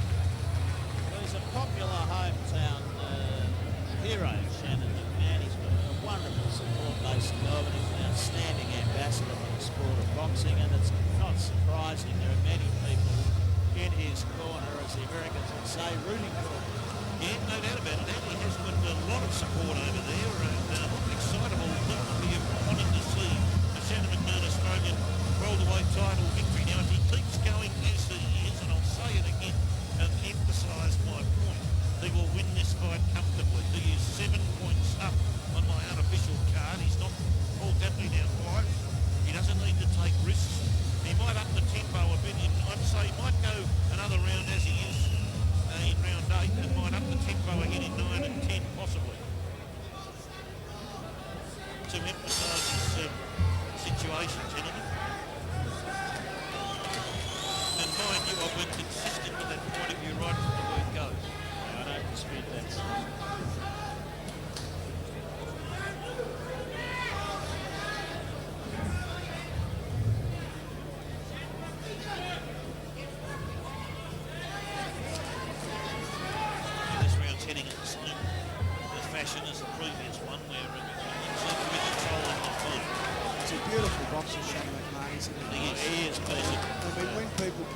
think they can relax one moment. He drops that right hand, just drops it. He really does. He gives it his all at the corner, isn't it? Look, us guys will be probably heading to Hank Stanley's place in the next few weeks, I suppose, to determine all the awards, and I'm sure that Shannon McMahon, Eddie Daly fight, Stephen, sticks in your mind. It would be hard to beat. Oh, hard to beat, gee whiz. It would be very hard to beat, Peter. I haven't seen anything to match it so far this year, believe you me. Is there an official date yet for that meeting that we Not as yet for the voting of Victorian Trainers League Awards It's for great that 2005. Robert's back. I'm sure Robert will be enjoying the buying tea and cookies at Hank's place. He may not be anything. He might be. It won't be before the 2nd of November, that's for sure, because we've still got a couple of fight nights I think on before. No, we haven't. We haven't. No. Oh, well, we might have it early this year, Robert, too. Yep. Well, I know that Troy Zantucker going to join us this year. Well, that's in a fantastic equation because Troy's been doing some fantastic work with SEN and a few other networks. Yes, he has. And SEN and Sport Night do 7 Giving Hill Fight Night here tonight. Plenty of promotion, Peter, through Gladiators of Sport and Sport and the Law on Tuesdays and Thursdays. Thank you dearly for that, Steve. You've really taken over as a radio man now. I've got to congratulate you. You're moving and shaking now, and I hope all you guys are coming back to the exchange on the corner of King Street and Little Collins for a bit of a drink. Certainly will be. Thank you, Peter. Now again, we're seeing at the moment a repetition around where McMahon is controlling the destiny of this crowd. It's quite remarkable how composed Tapley is for having been knocked down twice. His breathing is quite regular. It's not up. It's and I think he was just caught unawares twice with a couple of ripping punches which just found the mark, and he was stunned momentarily. He was able to get out of the fog twice and very quickly out of the first one, pretty quickly out of the second. So many other boxers wouldn't have lasted that onslaught. It's all to do with fitness and conditioning and experience. He's obviously hasn't panicked and kept it all together. And but he's breathing step, but that doesn't mean anything now because Shannon's on top of his game and winning the fight quite easily. Look, Tapley's going to have to knock Shannon McMahon out to win this fight now, and that's not going to happen. Look, I can't see it happening. It's just... Here's round 8, and it's another round of McMahon. Opening up increasing an already big lead that he has here tonight, probably around about 8 points up.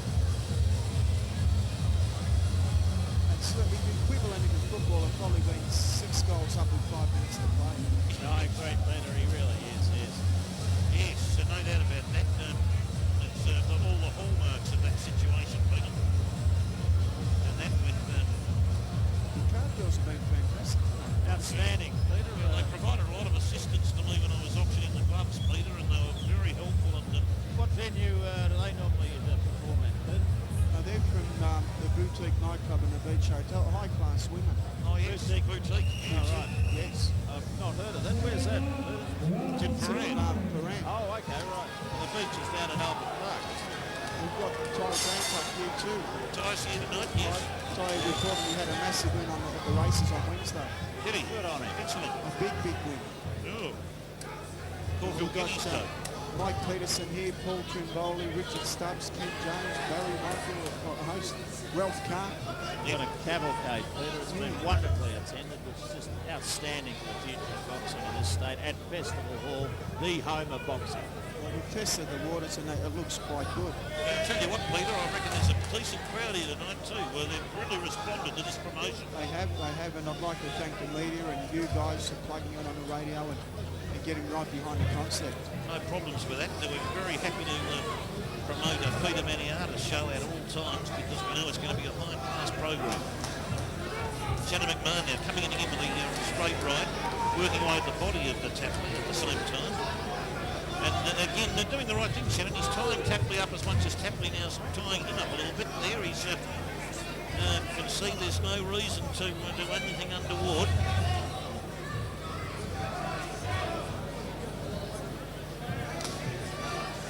To me that Shannon's prepared to maintain this ratio of the fight at this point. Ratio being a very important scenario in boxing when you're in this position. Is that the arithmetic ratio or the ratio descendendi, Steve? The ratio or the level at which McMahon is controlling this bout to what I would say about the 85% mark.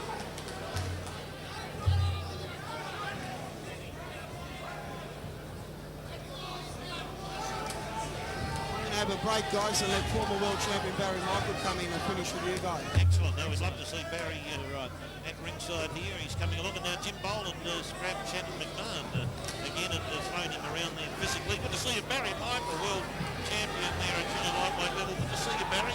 Thank you, Steve. Great to be here, gentlemen. With Robert Hi, here. Barry. Good, Rob, yourself. Very well. And fantastic to see so many luminaries at ringside here tonight. It is. It's great, Steve. It's great to be back here at Festival Hall with such a big crowd and a real good bill. I mean, this is a real good fight. This one for the welterweight title. Shannon McMahon, Paul Tapley showing an incredible amount of heart.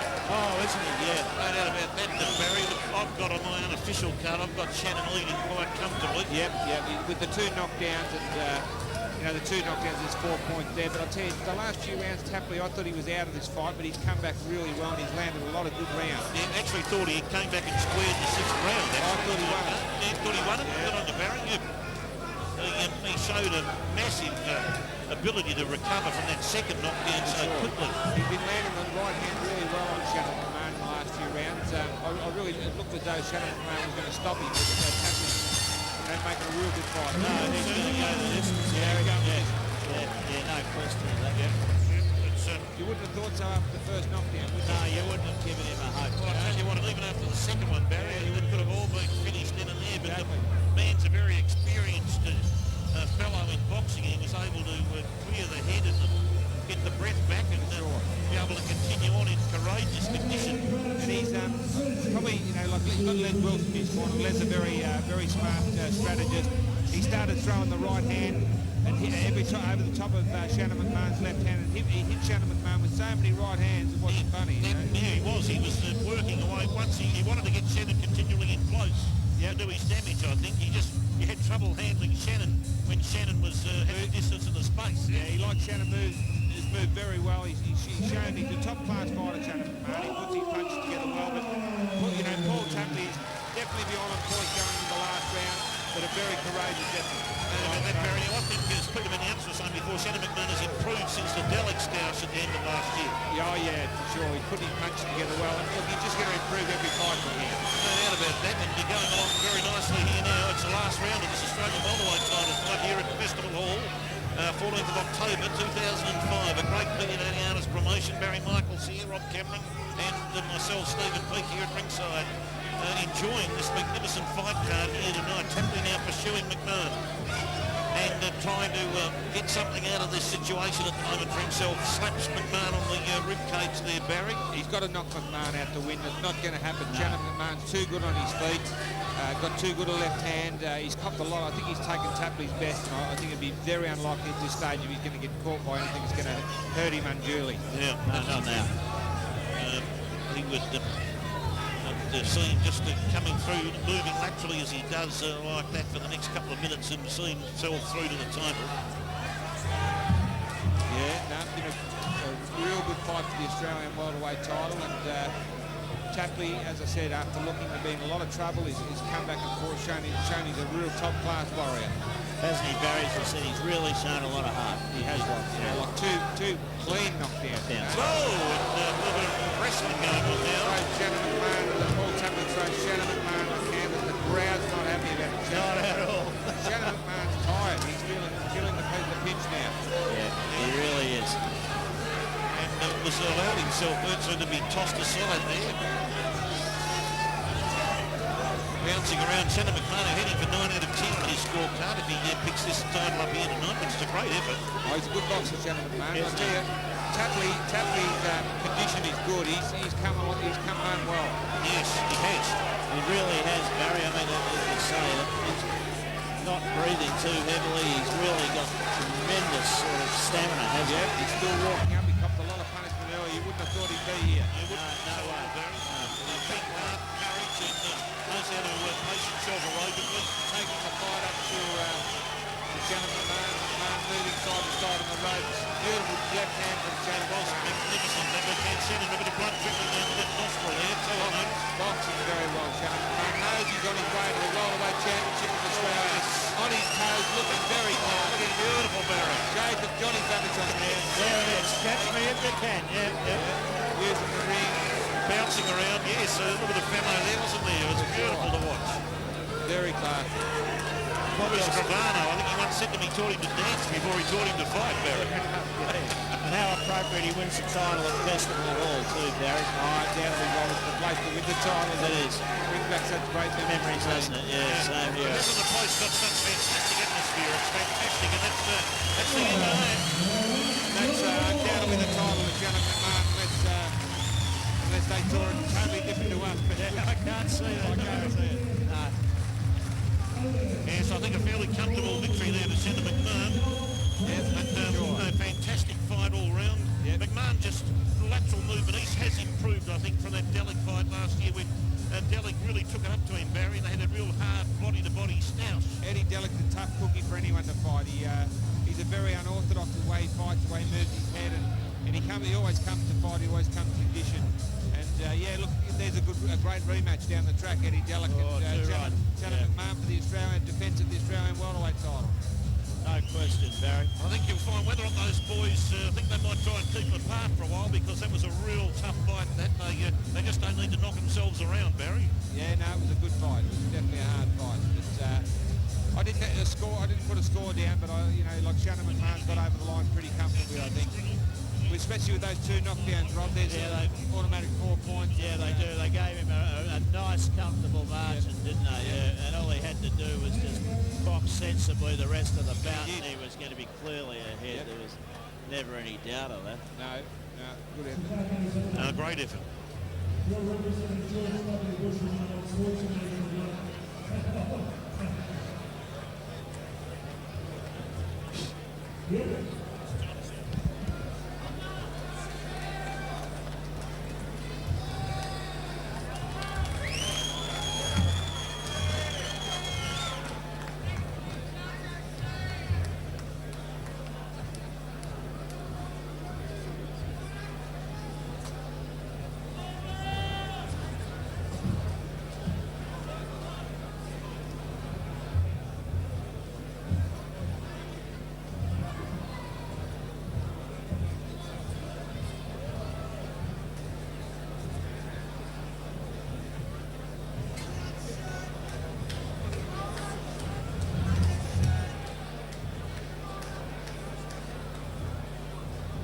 Good on you, Elton Port Colts.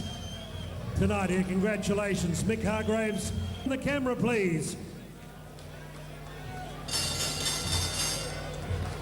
Ladies and gentlemen, in the Welterweight Championship of Australia, we have a majority decision. Judge Janika Williams gave it 99-90.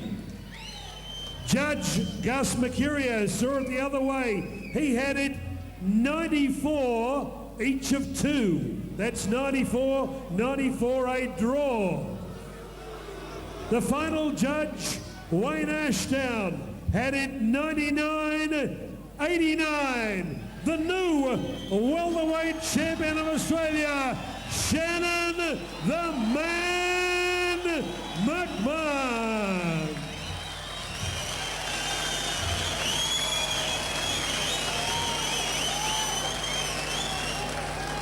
Mark Sergi and Mick Croucher to fix the championship belt. How about a big round of applause for Paul Tapley? He fought with great gallantry from Robina on the Gold Coast. Paul Tapley. Paul, bad luck there. He knocked you down twice. That could have been the turning point. Yeah, I think so. I was never hurt at all. He just got me off balance and knocked down, your 2 points up straight away. So 2 knockdowns, don't even help even better. So, mate, good fighter, straight puncher. Took me a few rounds to work him out. So I just hope we get a rematch and get him up on the Gold Coast because I know I'll do a lot better. Paul Tapley, congratulations, Paul. Showed a lot of fighting spirit here tonight with Les Wilson. Shannon surrounded by beautiful ladies. Come across, champ. 3 cheers for Shannon McMahon. Hip hip! Hip hip! Hip hip!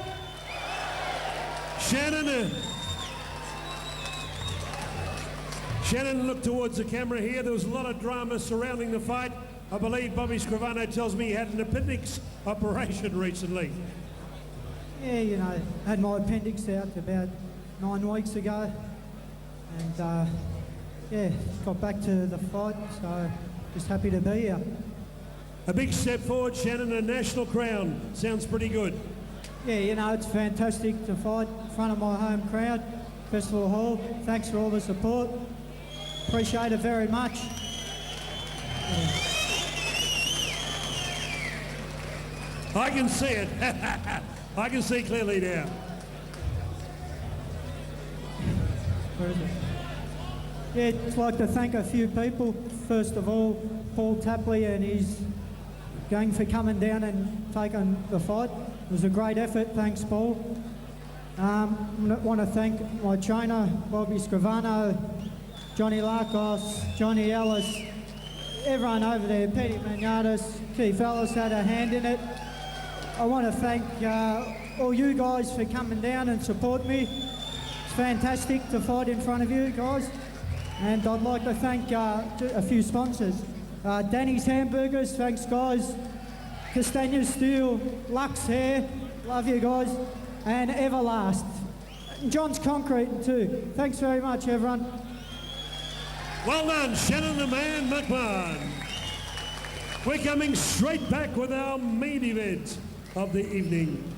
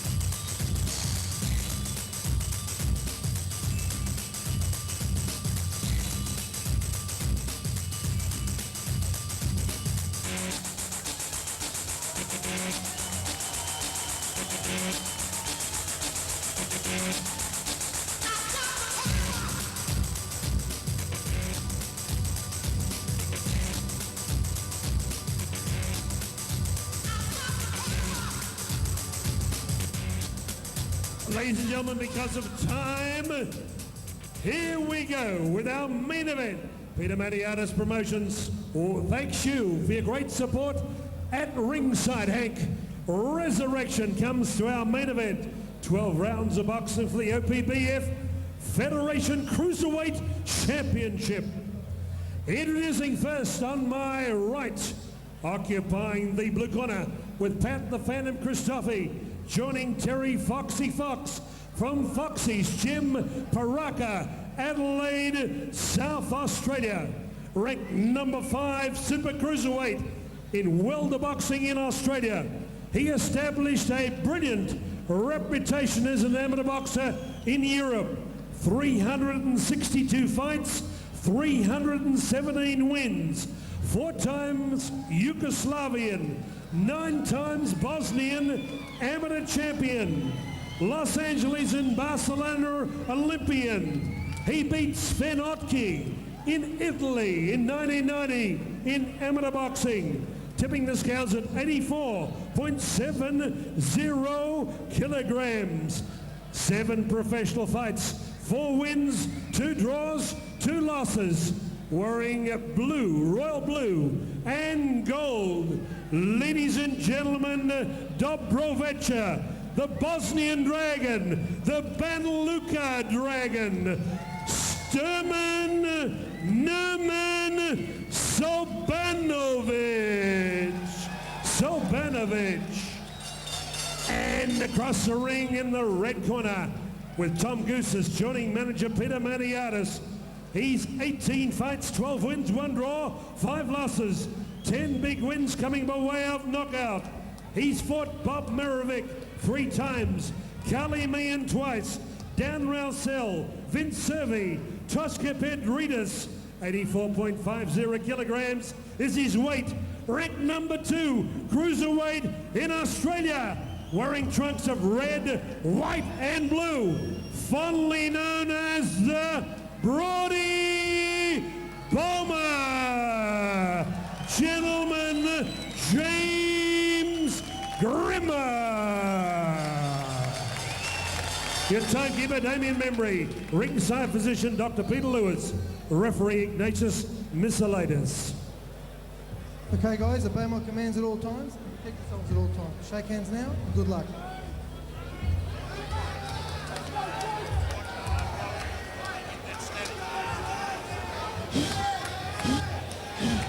I can hear you perfectly. Okay, yep. Ladies and gentlemen, here we are here tonight at Festival Hall, the House of Stoush, the original home of boxing in Victoria, for this OPP cruiserweight title fight. James Grima, the Brody Bomber, up against Nermin Sabanovic there, coming out of the blue corner. Sabanovic in the purple trunks with red waistband and yellow gold pipings and advertising embossed trunks, and James Grima in the white elongated trunks with blue waistband and red piping, bouncing around beautifully. James Grima, he is in magnificent physical condition, as in Sabanovic looks pretty good too. He's a cagey customer, Sabanovic. He's fought some very big customers. He's been in Olympic Games, he's been in the Commonwealth Games, I think, no, Olympic Games. Grima has been a stalwart of Victorian boxing for a very lengthy period of time. Has fought the best. Tosca Petrides right up there. He had a big bout with him, Carly Me, and he's fought the big men. Whoa, Stephen, you're doing your homework there. For God's sake, man, relax. I don't know how to, Peter, not when I'm this fired up. I know. You're good friends of the Grima family, we know that. You've embraced the Grima family warmly.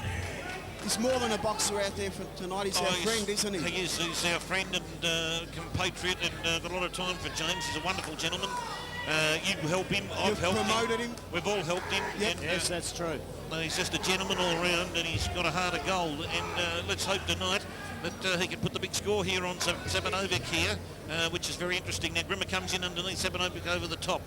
And James Grima looking pretty fit and strong. I think he's the lightest I've seen him, I reckon. Cruiserweight's definitely his weight. It's certainly his weight. No doubt about that, Peter. It really is. You can notice he's got the torso around the midriff region there, with the muscularity there is showing, Peter. Definite. Look, James has done the work. He's been going to Doherty's gym at 5 in the morning and basically doing Sylvester Stallone Rocky 1 type of training, and it's really paying off. But look, when we look at these kind of guys in there, Sabanovic is probably as tough as you could possibly get. He reminds me a lot of Evander Holyfield. He's been there, he puts the pressure on, he can take a punch, and you know, he's really going to test James tonight. No, he certainly will. Sabanovic, who's been around, as we know. He's fought in Olympic Games. He beat Sabanovic back 15 years ago, which is a great effort. So No mean feat. No, I actually had an offer today from Steve Della. He offered me a large amount of money for James to fight Lawrence Tuasa if he can get by tonight. Yeah.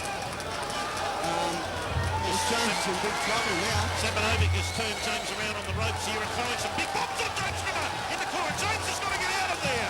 He's got to cover up and get away from Sabanovic. He's in trouble, Grima. He's in a lot of trouble, Sabanovic.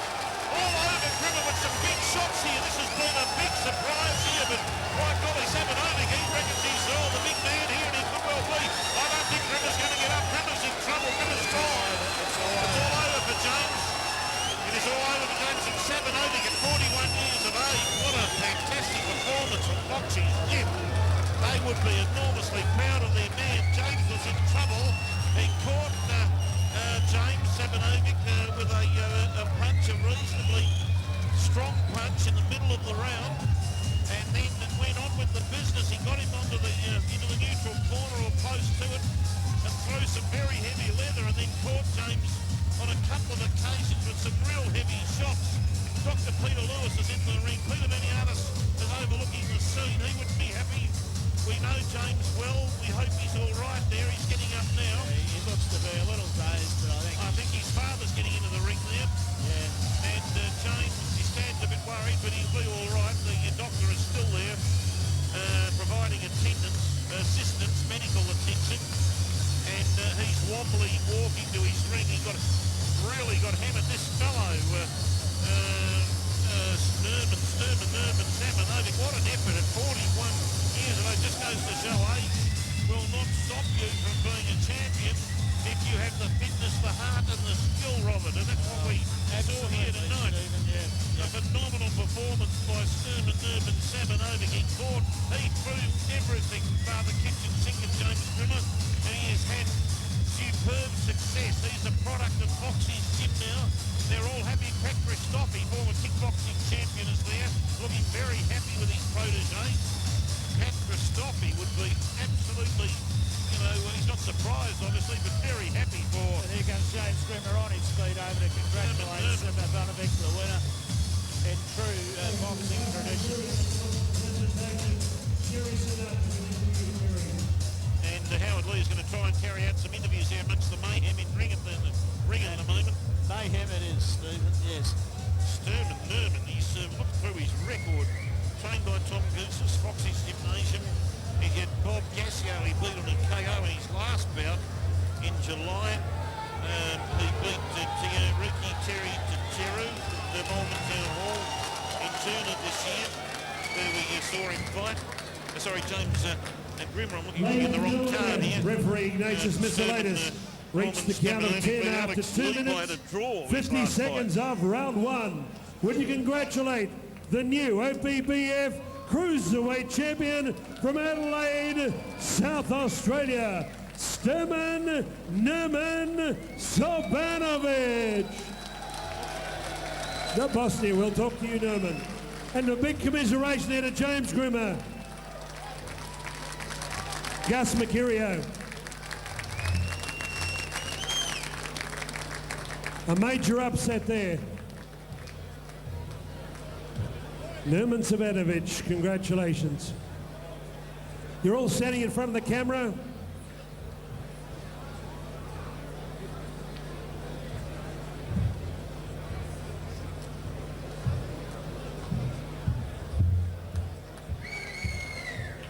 Come on, give James Grima a big round of applause. Let's all encourage the step in the centre ring, Peter.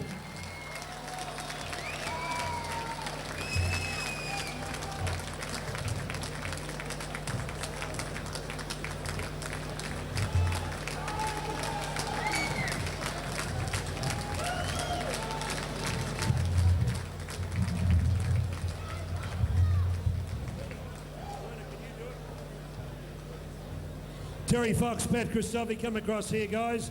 Terry, you're on the mobile. You and Pat, you're ringing Adelaide. Yeah, we had a fair idea that Nermin was going to win this fight, but not as quick as he did. He done really well. He trains very hard. He's good, solid puncher, and he's got a lot of speed. Pat, great to see you working in the corner with Terry Fox, great friend of yours. Yeah, he is, Howie. I promote Nermin in Adelaide, and I actually know James is a lovely bloke, and I actually predicted that it wouldn't go past 2 rounds. This man's a warrior. He's an old school warrior. Well done. Well done, James, too.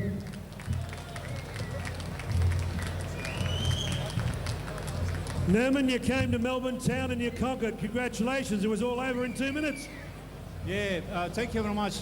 I would like to thank you, first of all, my team, my trainer, Terry Foxy, and then I would like to thank my manager, Pat, and then I would like to thank Aaron, and I would like to thank my other man. He was in the corner as well.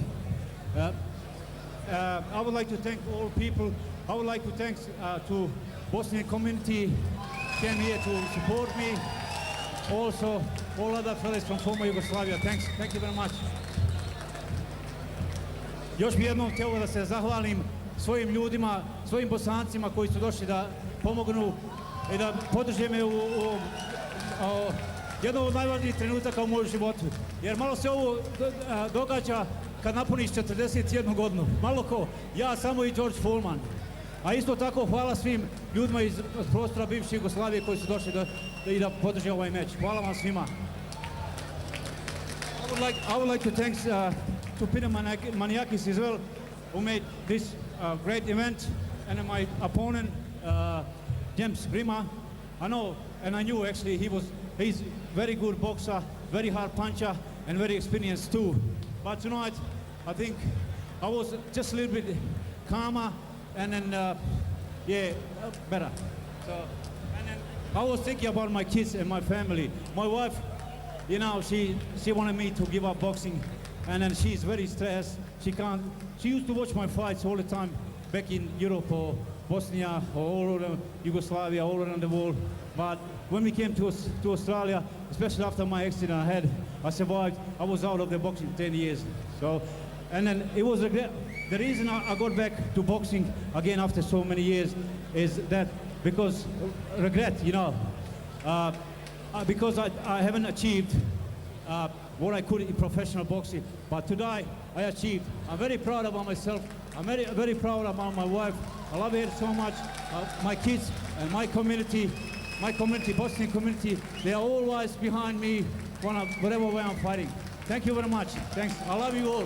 Volim vas puno I vidimo se opet ponovo. Hvala puno. I've got a story for the age for you, Starthy Pakanos. Plenty of good quotes there. Peter Maniatis. I'd like to thank everyone for turning up and supporting a great night. You know, James, we all thought James is a homeboy. This is boxing, you just got to accept it, it's a sport. James is okay, we're all grown men, it's a shame it happened, but we can't take anything away from Nermin. Nermin fought a great fight and the victories come to spoils. They're still going to go to the after party and have a good time. Obviously, I'd like to thank Jordan again. She's been fantastic, and all the boys. And for the James Grima fans out there, James is okay. I spoke to him. There's nothing wrong with him. It's just one of those things that happen in boxing, and we'll all see you at the Exchange Hotel. Once again, thank you for supporting the show. Don Carrot, the Sergi family,